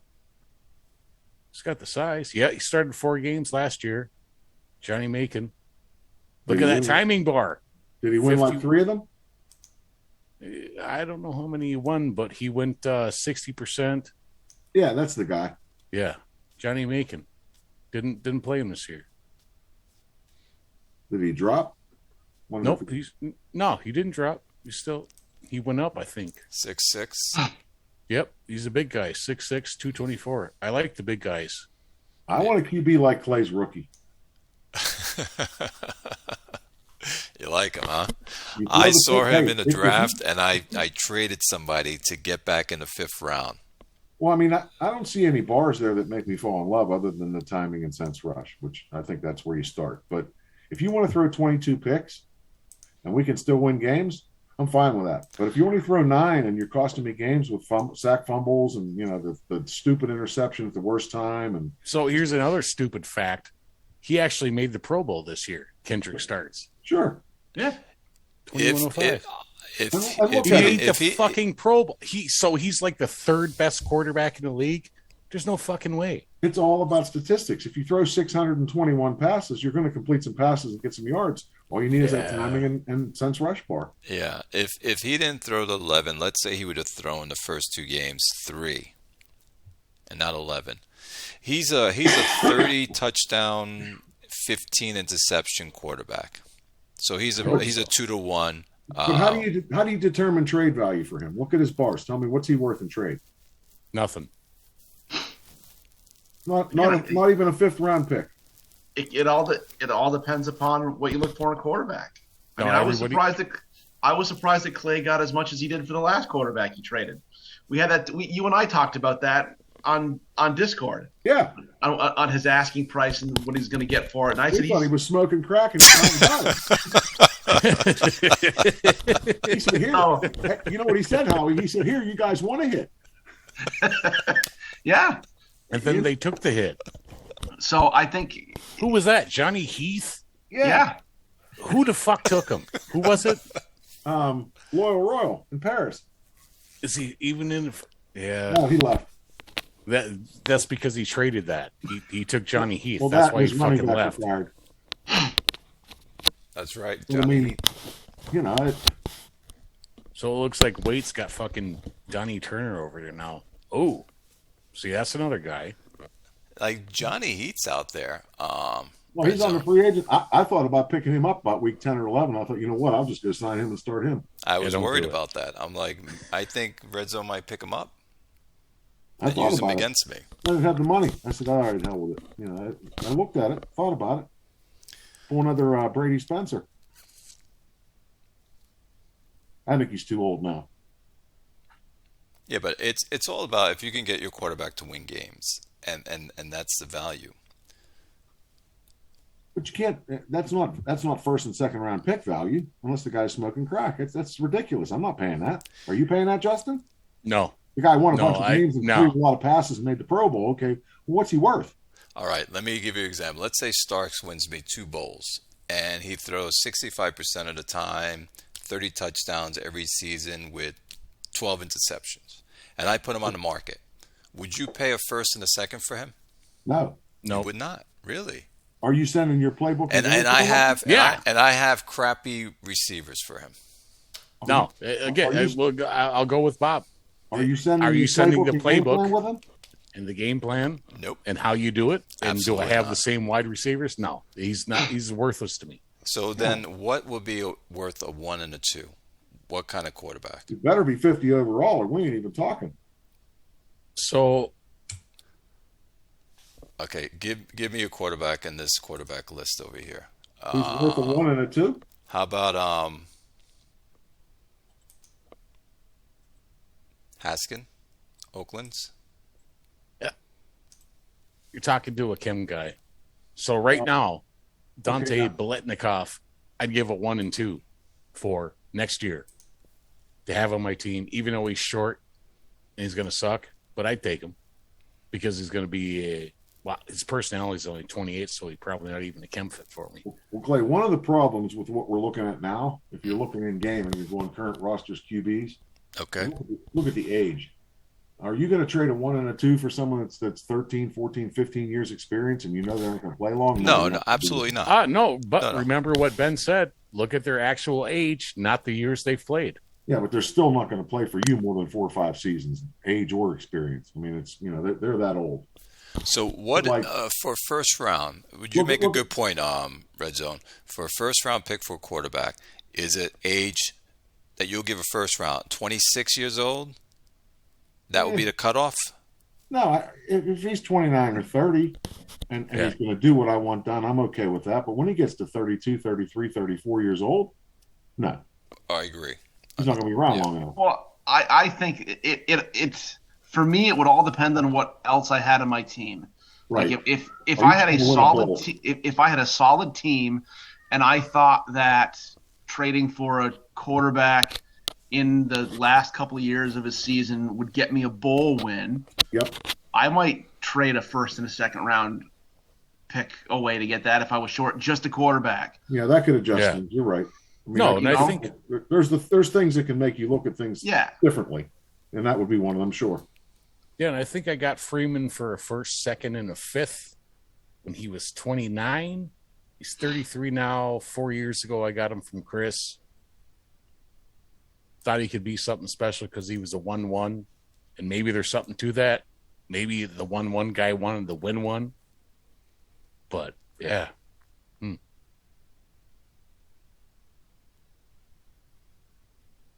There's a couple of teams out there that are going to be looking for QBs. Well, there's one in free agency. Freeman's going in, but no one's going to be able to do what I did with him. I mean, it would almost be a waste. Not saying this as propaganda, but it almost be a waste for someone to overspend on Freeman to come in there and do what I did with him because I had special circumstances and he was a chemistry fit for me, but also propaganda. So don't sign him so I can re-sign him. Well, he's gonna be 34. Yep. Next No, season. he's So got a he's lot got of people, 3 or 4 years left. Absolutely. but a lot of people to bring him on their team, get the cohesion, and have him work. By that time, he's You retiring. can't. Yeah, he's done. You can't get the cohesion, and he's like a 70-something cohesion for me right now. So how about y'all just let me go get him Go for at like it. cheap?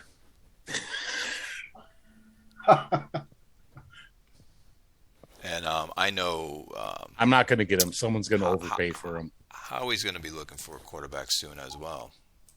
Well, I mean, that's I think how do we know if Vitale's going to retire or not? Where's he at? Well, Vitale. He's 37 right now. Does he got a contract?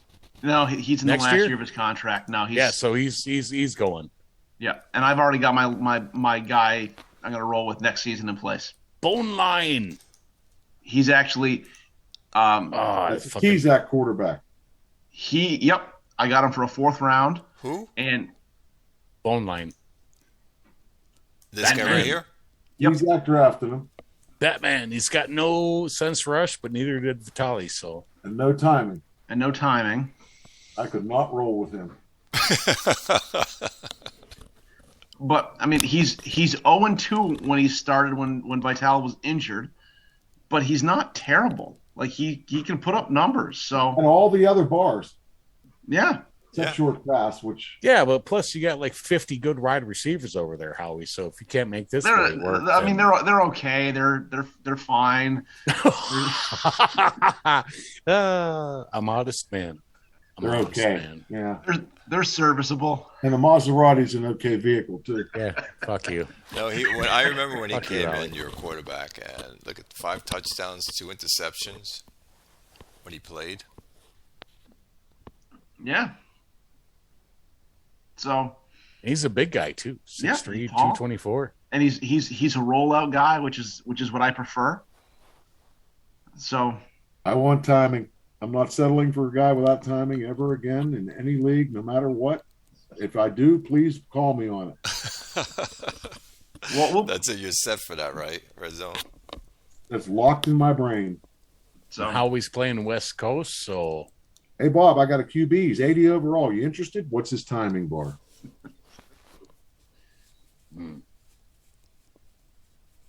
Don't care what his overall is. What's his timing bar? 100. Give me a first round pick. Guys, give me your prediction on the playoffs here. Colorado, Hanley. Hanley. Hanalei. Okay, here's my question. Is Hanalei exporting? Yes, they Sure, have Yes. been. Yeah. Sure yeah. looks like he is. He's 11-5, so it looks No, like he's engaged. How we confirmed this year. We spoke about that last time we were on. If he exports and does some things, he's going to win. If not, he's going to go 9-7, 8-8. He's got a great roster. I think Hanley's got that one. Yeah, if he's exporting, yeah. I think he has it too because he's playing at home. No disrespect to And Howie's number 1 seed. So, Bob, you got to win. So you can go to I like the Texas. fact that we're at home, but Nah, just shove it down his throat, man. What's the last export Hanley had was 4-5. that's still far better than other seasons. Yep. Yeah, no, he usually doesn't export at all. If you've got a game plan that's working and you're going to roll with it, you know. Yep. it's- I see people doing that all the time. But if Hanley was going to Colorado, I would give it to Colorado. You think? Oh, I think Colorado's Kaiser's got like 3 great wide receivers. I think Kaiser's got a shot. Mm-hmm. I just think, like I said, Hanley's roster. It's this guy he can draft. I mean, his teams are deep. I mean, Yep. he's filling free agency every year. So next up, Frederick, Chicago. Red Zone, I know you don't have to say anything on this one. I picked Chicago. I get it. Bob's got to win. He's got to win. McIntyre's got to fucking cram that shit. You got a good secondary. Frederick is a passing team. Well, they also have No, French. Frederick's a running team. Their passing offense, they're 25, 26, something like that. Are they now? Yeah. 63. Taylor Abrams, 22 and 8. Rushing offense. So, That could go either way. yeah, he's got Jared Perez, who's not even really that good. That could go either way. He's actually favored. Gear up. Really? Yeah, by 5.5. Oh, wow. 95. That's going to be one of those rushing games. You cram it down his throat, you cram it down yours. Howie, what do you think between Frederick and Chicago? I think that it's going to be a slugfest, and I think that it'll be low scoring. I think that they're going to keep each other out of the end zone, but in the end, I think Pat McIntyre is going to put the game on his back, and Chicago's going to come away with the win. I agree. Then he's got to go play you. I have Which is to score 10-16, and I have Chicago winning it. So all three of you are picking me. That means I'll lose. Man. That's not how science works. That's not. That's not how that works. Hey, we all picked fucking Houston to go 6-10, so we got one right. That's right. So But we're all picking you to win, so we're gonna get this one right. Elgin's over there slamming his fist on his computer desk. Come and pick me. God damn it. that was Yeah, great. Bob. No punching the screen tomorrow morning, sir. I love that video. Don't you think that's hilarious? That was funny. That meme that you had. Yes. Yeah. No. Just Isn't that what watch you the like to game. do? Watch it all the way through. I think you can pull it fucking through. You got fucking 3 people praying for you, brother. You're good. Don't you have games though where that's what you? I like just to do? I just want Don't you to fucking right see through what it? I want to see what you can do against Howie next week or Tuesday. Well, that game will be like such a contrast. I mean, as much as he throws and as much as we run, wow. Yeah, but Howie's got like super defense, so good luck running against him if you get there, which we hope you do. Next up, Harlem and San Antonio. Really, I think Chris has been bobbling game plans like all year. Like, so he's got 53 plays set up, and then he writes 12 every game because he thinks he can, like, manipulate. He does that on purpose. 53 plays, and I'm going to write 12 because my offensive coordinator can do this, so I'm going to see where I can do. And he did well against Atlanta last year by doing the last game last year. I think it's all about Connor Shea. I would pick Chris, except for the fact that Connor Shea could throw the game away for him. If that doesn't happen, I think he wins. No, and that's only because he's convinced you that Connor Shea could throw that game away for him. I think he can win, but again, you have 2 middling quarterbacks. Well, the thing is, though, 2-3 great wide receivers on every fucking team. does Chris have the receivers that Harlem has? He does. He's got fucking Preston. Well, yeah, no, Preston and what's the other guy? So that could be a 50-49 game, or He's got here Woody Shea. Preston and Woody Sheck. Yep, Preston and Woody Sheck versus Dornbos and fucking Cooper Meyer. Yeah, he's got solid. They're the receivers. same. They are the same wide receivers. what? He's got great wide receivers. That might be a high-scoring game then. Hopefully not. What score you give these guys? Come on, let's give some scores. Man, I'm going to give I give it to Chris because he knows how to work his fucking 3-4 defense. So he's got shitty corners. I'm going to give fucking Chris 30-27. So Chris gets 30 and 27 is Harlem. Yep. Okay.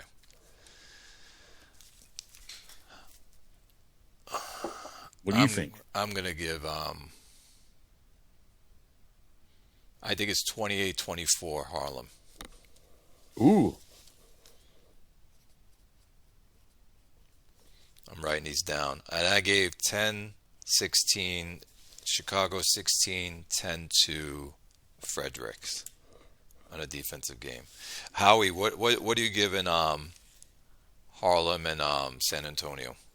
I'm gonna go with Harlem. and I was thinking 28-17. Ooh. And what are you giving Frederick in Chicago? Frederick in Chicago. I picked Chicago. I think that's going to be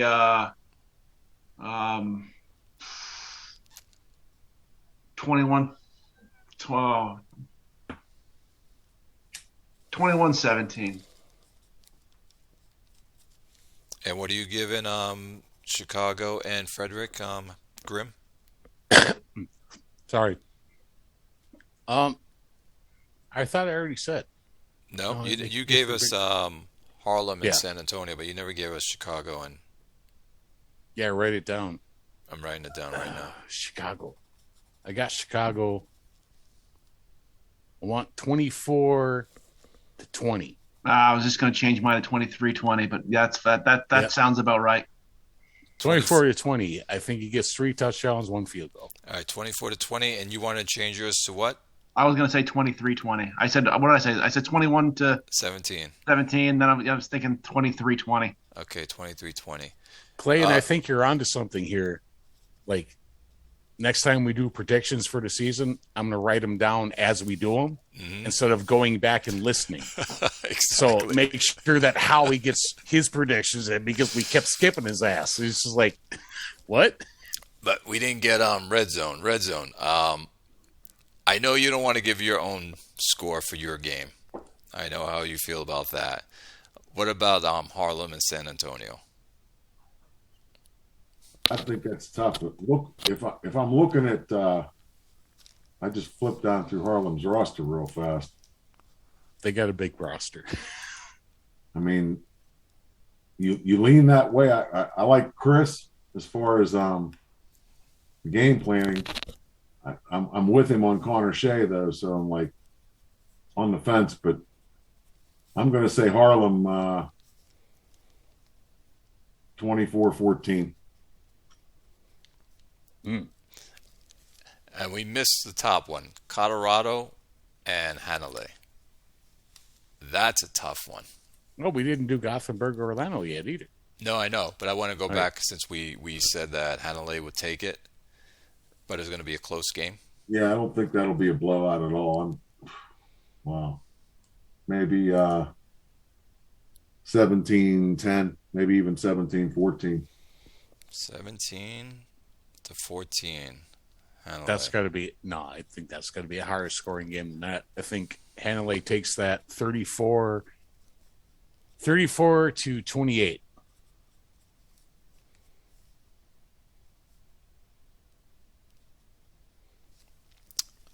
Howie? Hanalei 27-24. 27-24. I'm right there about where Howie is. I'm going to say 27 Hanalei and 16, not 16, 16, not 16, 17.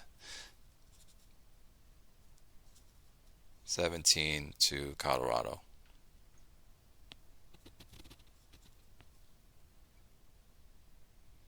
And last, Orlando and Gothenburg. Oh man, Gothenburg has been up and down this season, but Julio is Julio's Julio. I think he's going to fucking destroy. I think right now he's like still awake game planning for this motherfucker. What's the preview look like, Clay? What do they got fucking Gothenburg by? Here we go. By 8? 8.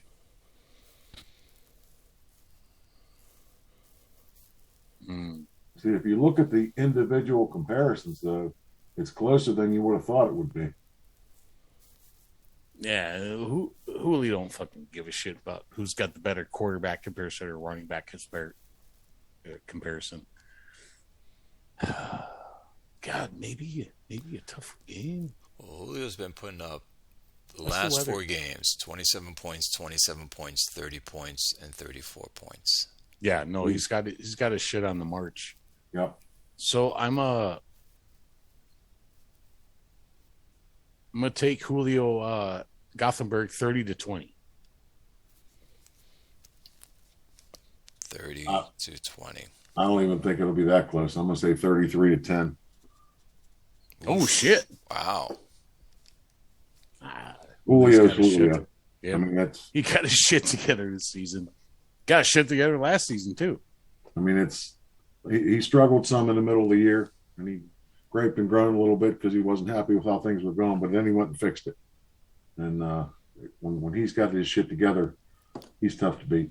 Yeah, and sometimes that's a really tough road playoff game. I mean, that's not where you want to go. Sometimes it's just about adjusting like your depth chart. So I couldn't run Meadows worth of shit.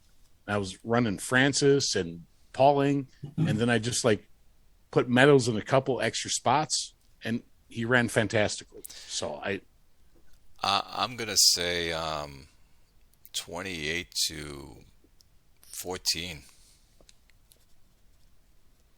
Gothenburg, yeah, Gothenburg. All right. 28-14.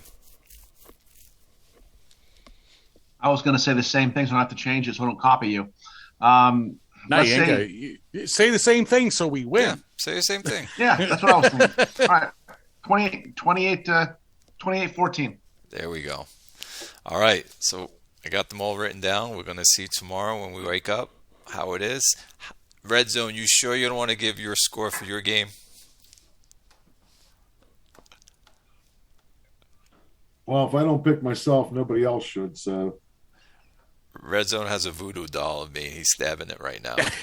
No, we are picking you, Red Zone. Pick yourself. Fucking get McIntyre to win. I'll say 23-17.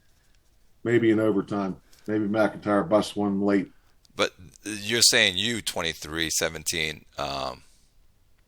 correct? Yeah. Okay. Yeah, you got me into a corner here. I'll go out on a limb. That's a tough one to pick against Elgin. I like him. I think he's a really good GM. But McIntyre 150 for yards too. 2 touchdowns. That could be an overtime game where it's tied and McIntyre busts one to win it. Love it. I love it too. That's awesome, fellas.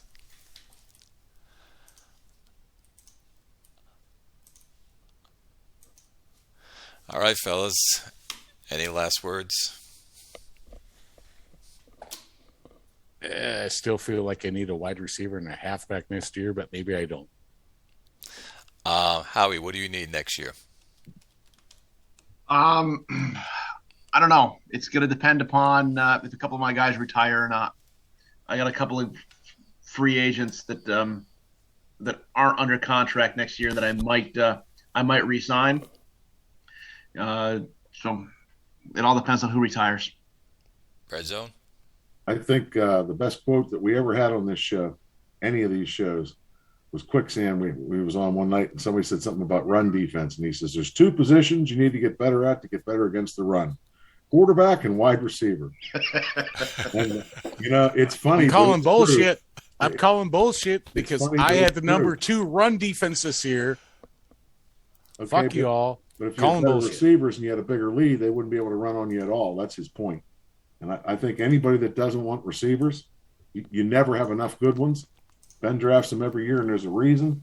I mean, we could use another one absolutely. I was tight end. I missed that stud tight end. That's hurting us. Yeah, I was talking with Chris a couple of days ago about how shitty my pass defense is, and he said, "Dude, your number 2 rush defense. Nobody can nobody can run on you. So what do they have to do?" I'm like, okay, that's why they have to pass, and that's why. But I was just hoping. Gilbert Fields really took a step back this year. You ain't got to look him up. Just really took a step back this year, but nobody can run on me. So fuck you. Yeah, 3.6 yards a carry against you. Okay, but how many running attempts versus passing attempts were there? He had 415 against him. Let's see the passing. Where are you? Oh, a lot. You're at the top. Yes, number 1. 653. Nobody can pass against me, or nobody can run against me, so they have to fucking pass, which is where I rely on my guys to get interceptions, sacks, all that shit, and they weren't doing it this year. See, where was the pass defense rated? Well, 31 at this number, okay, 79, 32. So you can look at that 2 ways. They couldn't run on you, so they had to pass, or they didn't have to run because they were passing so well. Well, here's where you're bad. You're over here, the 49.2. Yes. That's bad. But your 79.2 for passing rating is not bad for that many attempts against you. Right. Oh, there's no doubt. That's a good QBR. Like if we do this, right? Arizona's the worst. Oh, Jesus. That's also based on rushing yards and passing yards, too. It doesn't necessarily mean that they didn't get enough yards to score. I mean, they just get a ton of yards. Yeah, that's something If that we I was only worried throw for about. 200 yards and the QB throws 3 TDs, we're probably going to win. I don't get it because my defense more cohesion this year. My pass rush sucked this year, and yeah, it is what it is. But no one can rush on me, and that's what I like. So go ahead and pass. I just got to get guys in the backfield there that can carry that shit. So you don't need a receiver as much as a corner, maybe. No, Yeah. Gilbert Fields, man, he's been top of the charts for fucking 3 or 4 seasons. You just had a down year, and Tony Owens had another down year as my pass rusher. What do you do? You know, I'm running the same defense that I've run for 5 seasons now, 6 seasons, to 4-3 over. Trying to get better, man. And I almost made it. I almost made the playoffs this year, gentlemen. That's fucked up. It's that Paris game and that tie. That tie Yep. game and that Paris game killed you. Yep. And that's early in the season. I always suck early in the season. And I don't know why. I hate that. When you lose that opening game and it's a division game, and you're like, son of a bitch. Every year for the past 5 seasons, I think I've lost my opening division game, whether at home or away. It doesn't fucking matter. But you're never prepared for it. I mean, No, that's why you just have to go on a run and just like grind it out. Grind it out. I want to start out like 9-0 some seasons and then just sit there laugh and say, "Yeah, already." Clay, I'm looking at that. We're all set now. Clay, I'm looking at your screen right now. You didn't score any points against fucking Bob? Nope, I did not. Jesus, dude. That last game. McConnell sucks. Now you know why I wish Starks would have Hey, played. he got you 11-5 2 years in a row. He didn't play the whole season, so he didn't like get his reps in. Gross. Plus, All right, boys. Plus, I have a special game plan for him. For McConnell. McConnell? Yes, I have you? actually 4 game plans for McConnell. Really? Yes. You go that deep? Mm-hmm. I just run one game plan and like make people fit. If you look at his stats for McConnell, he's 84 passing rating every season. I know what he is. That's why I questioned the switch. Yeah. So what's different with Starks than McConnell? You don't throw as deep? No, he doesn't. Starks, there were things I saw that I liked about him. And before I even picked Starks, I said to myself, I need someone that can get me a quarterback passing rating of in the 90s. I needed that extra step, and McConnell wasn't there. As you see, he's always 84, 85. He's just hovering there. And so I said, I need to pick somebody else. And so when I saw Starks, I traded up to grab him, and I said, I'm going to throw him in there, and let's see what he can do. And that's what I did this season. Now he's ready for next season, and I think he can take that step in the 90s, I feel. Dude, I don't think anyone gets quarterback ratings in the 90s anymore. I just don't. I think your best bet is 80 to 90. And McConnell's your guy. Well, let's go to team stats. Let's go to miscellaneous pass offense. No. Let's go to individual stats. Let's go to passer rating. For the whole league, there were 3. Ooh. Atlanta, Snapfinger, and Frederick. 3 guys had a 90 QBR. Nobody was over 94. So No, not 94. I wanted to get like 89, 90. I wanted to get to that. There's only 2 guys at 89. Oh, but hey, I mean, the top Bob, You're right look there. at number 4. Look at number 4. I see him. Come on, man. Look at- Championship hey, next year. Hey, Justin, look at number 3. Billy Russell, Hanalei quarterback from T-Zac. But, dude, the MPL guy. Yeah, I like this guy. The Fredericks QB is number 3, Justin. That's who I play tomorrow. Yeah, but you're just going to – McIntyre's going to win you a fucking bowl this year. So, yeah, no, he can fucking do it. Yeah, Hominid or whatever his name is. I liked it. I think I asked, what's his name, Sir, if he wanted to trade for him. I believe I asked him that last season. It'd be fucking really cool to get fucking Surt on one of the shows. It would be. Because we can pick his brain about his defense. Yeah, absolutely. And he's been here since I came into the league in 2056. I've been here like 50 seasons now. And he's always been here, always fucking. And again, didn't I say like every decade he's going to win a bowl? I think I said that last time. Like every 10 years. You guys want a good laugh? Pull up Outer Banks running back Colby Fitzgerald. Outer Banks running back Colby Fitzgerald. Maybe I should have kept my mouth shut and just went with the 1-2 punch at running back, huh? Colby. Here we go. That's the guy that I got stuck with in the second round and made the deal with Outer Banks to get rid of. You got rid of this guy? Yeah, because I had McIntyre. What if I had them both? You'd be like Oakland.